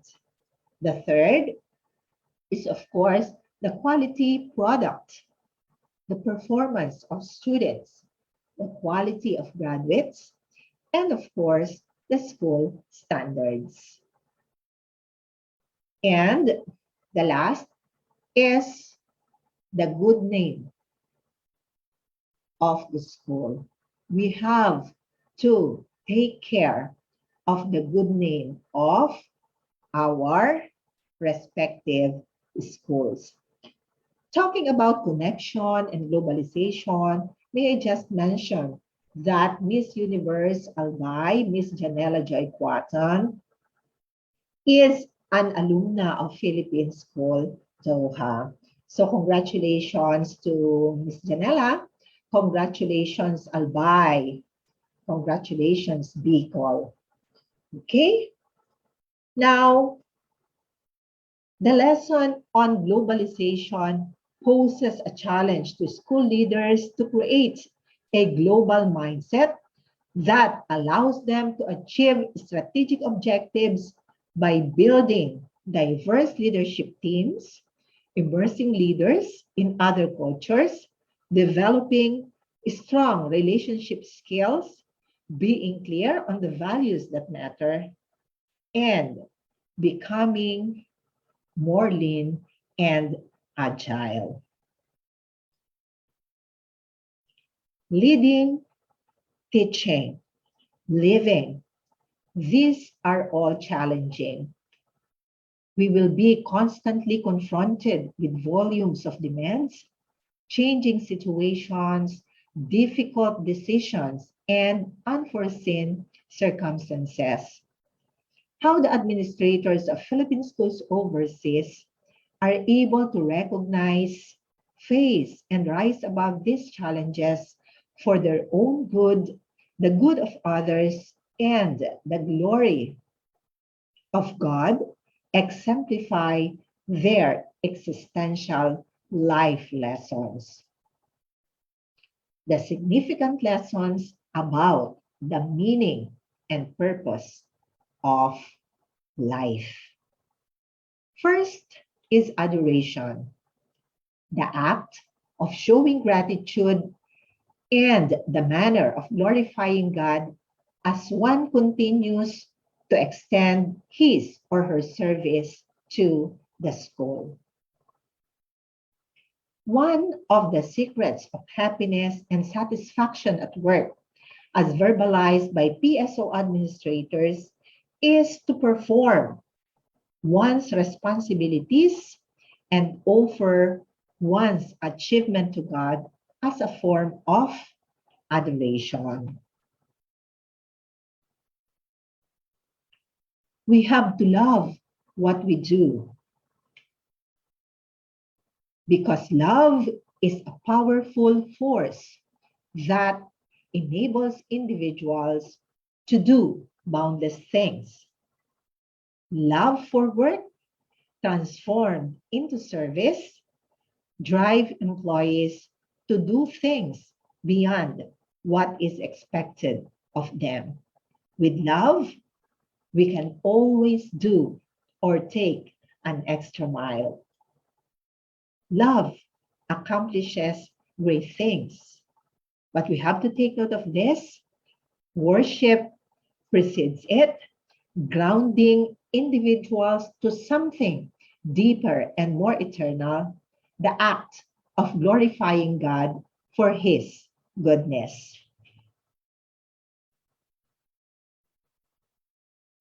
The second one is devotion. The faith expressed in the culture of PSOs as a belief in a worthy cause, embodied in the vision, mission of the school, and the trust in God.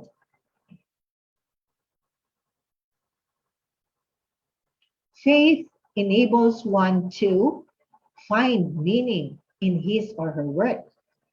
Faith enables one to rise above personal and organizational challenges. Faith enables one to stretch beyond the boundaries of one's very own understanding. Faith enables one to accept transformation through God's grace. Faith and devotion must lead us to action. The translation of work principles into action embedded in the context of employees' performance, organizational behavior, and social responsibility. Let me reiterate. Employees' performance, organizational behavior, and social responsibility. We have to give the world our very best, and the best will come back to us.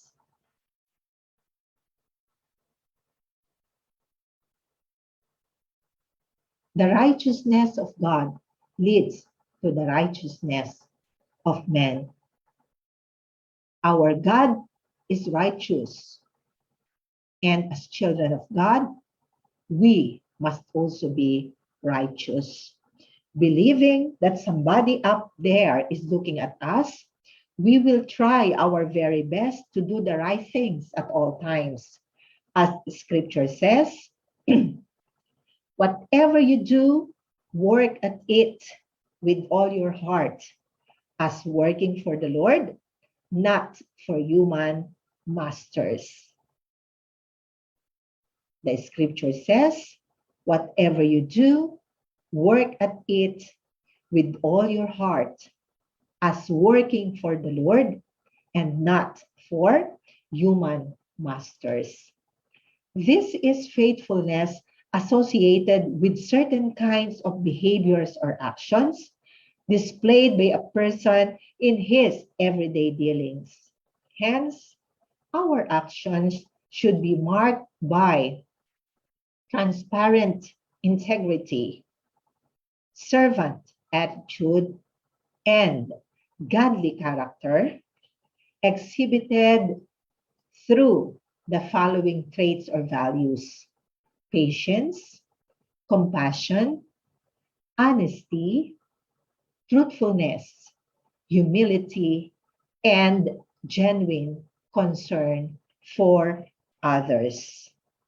With this, we will all be able to live a truly meaningful life amid and beyond the pandemic. As educators, we must therefore have a clear sense of purpose, as it is purpose that gives us focus. We should be grounded in something deeper and more eternal, as it is faith that gives us the courage to do the right things at all times. To live purposely is to think through faithfully, to keep our commitment, and to act for a cause greater than ourselves. If you are interested to read the full article, you can have it accessed in the multidisciplinary open access journal of American International Journal of Contemporary Research by the Center for Promoting Ideas USA, the title of which is What Made You Who You Are? The Universal Life Lessons on Proversified Leadership, a Phenomenology. Now, this is our reality. The pandemic, as described by the World Health Organization Director General, is a long way far from over. The pandemic is a long way far from over. It will not be over anywhere until it's over everywhere.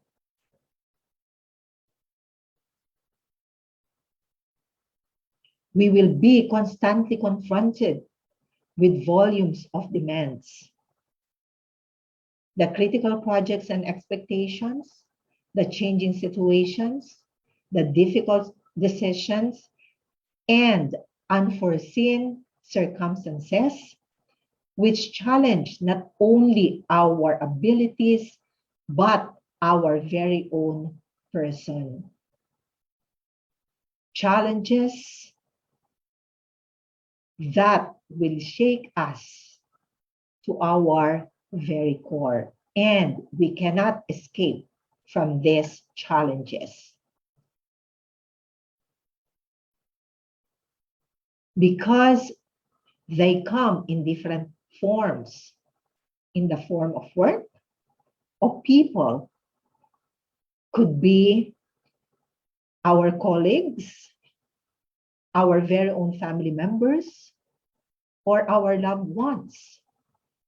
Problems that present obstacles to reaching a goal, or we ourselves, or the situation of simply being students, being teachers, being researchers, being administrators, leaders, or educators.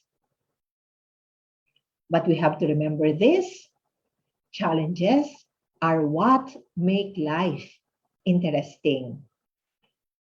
Without challenges, the world will surely be very dull, and our life will be boring. So allow me to repeat. Challenges are what make life interesting, but overcoming these challenges is what makes it or what makes life meaningful. We have the power to shape our future, dear educators. We surely can make it in good times and in bad, with or without player 001, because we all have our one and only one. Our inspiration and source of wisdom must be the one and only master teacher, our God. A big, big thank you for listening.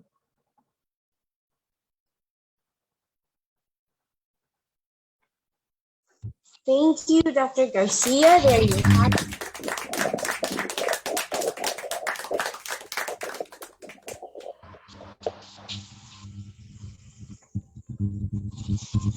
Thank you to our plenary speakers, Dr. Garcia. Such insightful presentations. I am sure a lot of our participants today have many things to ask. So at this point, let's begin our open forum. We encourage those who are watching through the Bicol University FB page through the Facebook Live streaming to post their questions in the comment section. And I think that we have one question. I think this is for Dr. Torrio. Is he still present? Is he with us, Camille? This question is for Dr. Torrio, and the question goes, in the university setting, which would be the most appropriate or which would result to the most favorable environment or setting? Would it be that the mentor find the mentee, or would it be that the mentee find the mentor? So I guess the question is about mentorship when it comes to research and extension within the university setting. Again, the question is, which would bring about the most favorable situation within the university setting? Would it be that the mentor find the mentee, or would it be the other way around, with the mentee finding the mentor? So can we have a few words regarding this from Dr. Torrio? Sir? Thank you for that question, Ma'am Banyares. I begin with by saying that I believe it's something that's mutual between a mentor and a mentee. It's a relationship that one should be able to find among colleagues. So if one considers another person to be a mentor, then that's it. If somebody, a mentor, for example, considers another person to be a mentee, someone he or she would want to train, then that's it. So I guess the answer to that is it's something that is decided upon by the individuals who are involved in the mentee-mentor relationship. Okay, thank you, Dr. Dario. Just a quick question. What then can the university do to create such an environment for researchers within the university? To really create an environment where mentees and mentors can grow? To really, jumpstart such a culture within a university? That's really an interesting question. Why? Because I actually was involved in a recently concluded phase 1 of a study by a colleague about mentoring. There is actually another word connected to mentoring, that's actually e-mentoring. That's in the context of our current situation. So Dr. Aurora Gonzalez of Philippine Normal University actually has that initiative with the Department of Education, Marikina Division.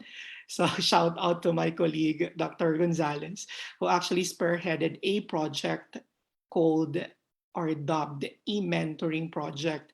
And it's a partnership between the Philippine Normal University and Marikina Division, our adopted community for more than 3 years already, or 4 years. I think this is our 4th year of partnership with the Marikina division. So shout out as well to the supervisors and the division teachers of Marikina. And yeah, I guess one thing that that universities can do is to initiate projects like e-mentoring projects, which could be an intervention to really put into context and come up with structures for teachers to really formalize the bond between a mentor and a mentee. Although it's natural for some people to come to someone, to talk to someone and consider that person to be a mentor and seek advice, I believe, yeah, universities can also start thinking of projects that are similar to that one. And as you're familiar, we are members of the university, so we can start thinking of projects that can initiate mentor-mentee projects and the like. Thank you. Okay, thank you, Dr. Tario, for that answer. Camille, do you have any questions? Do we have any questions from the Facebook Live? Can I ask? As of now, we don't have. I'm sorry. We don't have any questions from the Facebook Live, but one question here was raised for Dr. Garcia. All right, so Dr. Garcia, the question is, of all the innovations that you have mentioned earlier in your talk, what do you think would be most significant in the setting here in Albay, which could be used by our teachers for preschoolers and likewise for the basic education department? Okay, thank you for that question, Professor Camille. So magandang araw po, Pilipinas. Good early morning from Qatar. It's something like 7 o'clock here. We are just starting our day. So before anything else, allow me to thank once again Dr. Amano and of course, Asho for this opportunity. And allow me also to express my admiration to our keynote speaker, Dr. Bernal, for a very, very inspiring plenary speech. And of course, to Dr. Von, my admiration for a very informative talk. And of course, my commendation to our lovely MCs, Professor Crescia and Professor Camille. And also, I would like to thank those who participated in the 1-minute chat activity. I've got 200 responses. A special mention to Rene Jelly, how to stay safe. Really, survival is a challenge at this point in time. And of course, to Miss Camille, getting vaccinated could also be a challenge, whether or not you will get vaccination, okay? But I guess vaccine is working, especially here. We are already, for the information of everybody, we are already back to the 100% face-to-face classes here, okay? Yeah, we have been on 100% face-to-face, I guess, for 2 to 3 weeks now. And for the question, innovation in education, especially for the preschool and that of the basic education. I guess all teachers, it's innate to our being teachers to be innovative. We were not shaken actually when the pandemic strikes. Okay, when the schools closed, then we were moved into innovation. Immediately, we came up with our contingency plans, and then all schools, I guess, came up with their team of teachers who are into technology. And then there were schools who came up with their own learning. We do have one. And after which, the schools provided a continuous training for all the teachers to be able to adapt to the new normal. You had the training for the module making, how to use technology. We were easily able to adapt to the use of the Zoom platform, the Google Classroom.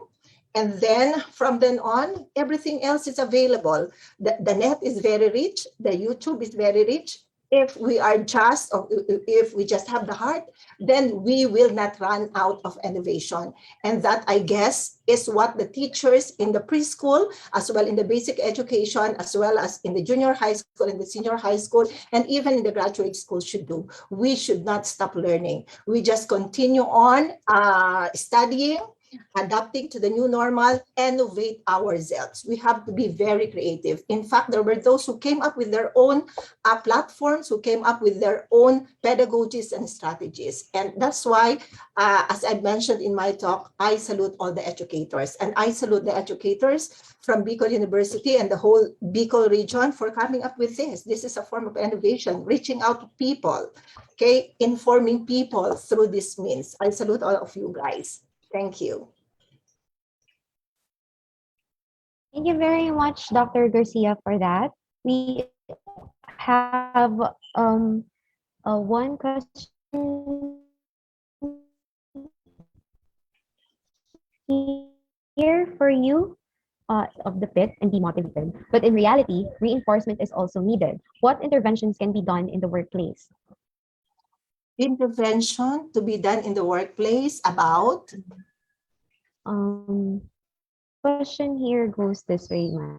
It is easy to up out of the pit and be motivated, but in reality, reinforcement is also needed. What interventions can be done, motivations and reinforcements to be motivated to work? Okay. Yeah, work-related motivation. Probably the one who asked the question is referring to the one which I mentioned. No, we are always drawn to the pit of fear, of doubt, no, of sometimes we would want to surrender. But then when it comes to reinforcement, personally, I would like to believe that we should not really put it on to anybody. Reinforcement should come from within. We should first and foremost strengthen ourselves. Okay, and there are so many ways by which and through which we can strengthen ourselves. As I've mentioned, you have to believe in the goodness that is in you. We are teachers, we are armed, and we can always do something to strengthen our being. Okay, and then after which, since we are relational being, then we yung sinasabi po nila, hugot tayo ng lakas sa mga kasamahan natin, no? That's why we have to continue on to connect and reconnect. The world is becoming smaller because of technology. So there is no reason for us to feel that we are in isolation. Okay, so on the part of the administration, of the leaders, we should always have these concerns towards our workers, our employees. More than anything else, we need to let them feel that we are in support of them. So we can come up always with programs, not only to something like to innovate, to come up with strategies or whatsoever, but to strengthen the being of these individuals. Sometimes we need to something like strengthen the emotions, no? Yung pagkatao po ang ating patitibayin, hindi lang yung kakayahan is easier.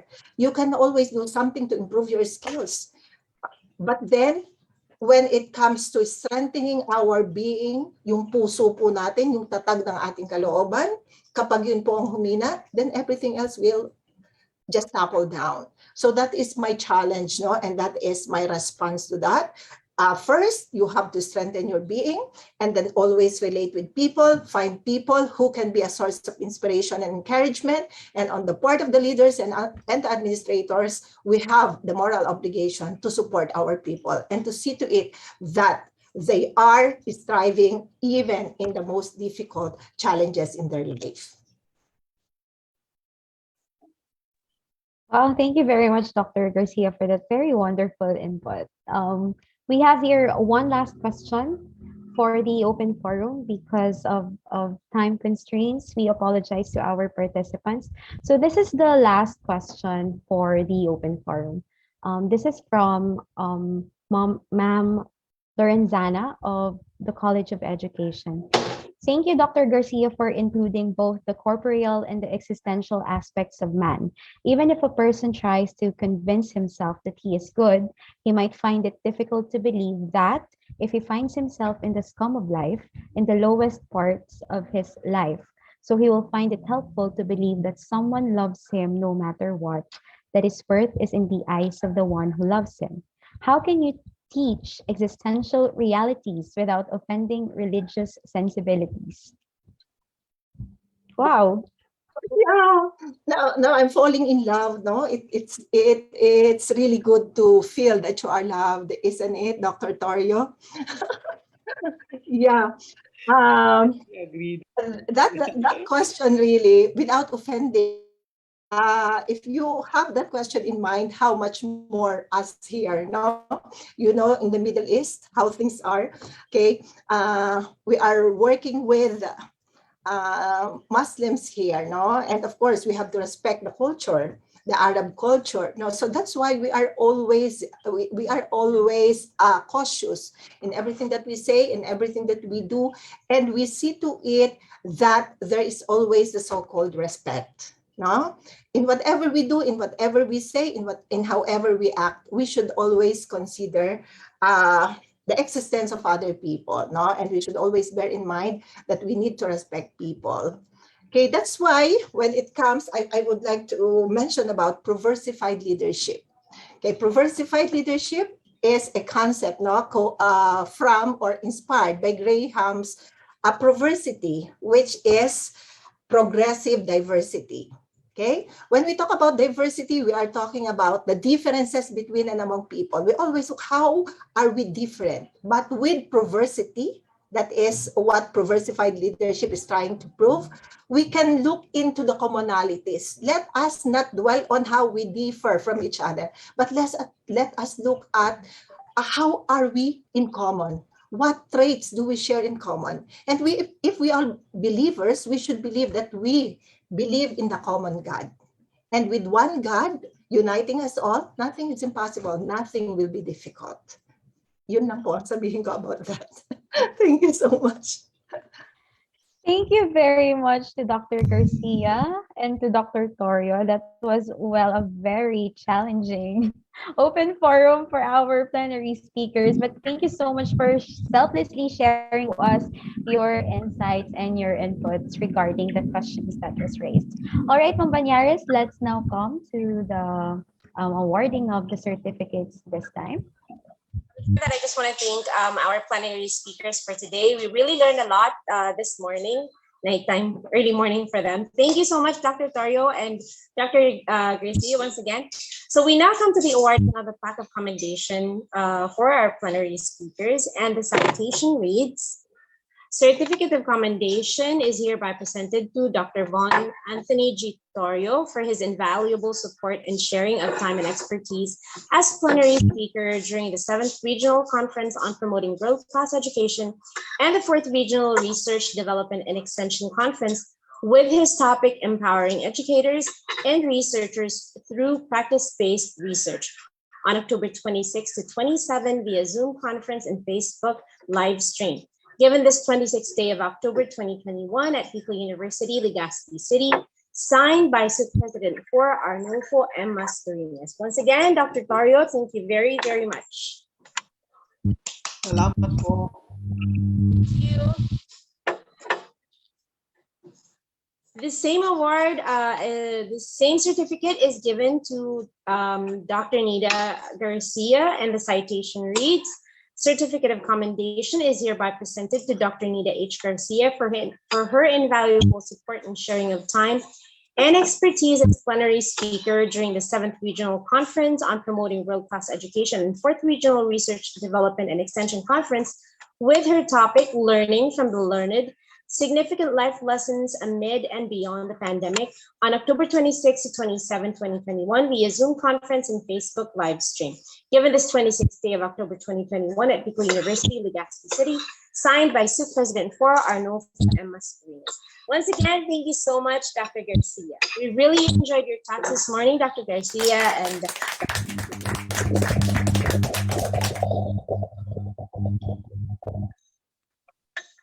There you have it, ladies and gentlemen. That formally wraps up the morning session of the first day of the 7th Regional Conference on Promoting World-Class Education and the 4th Regional Research, Development, and Extension Conference.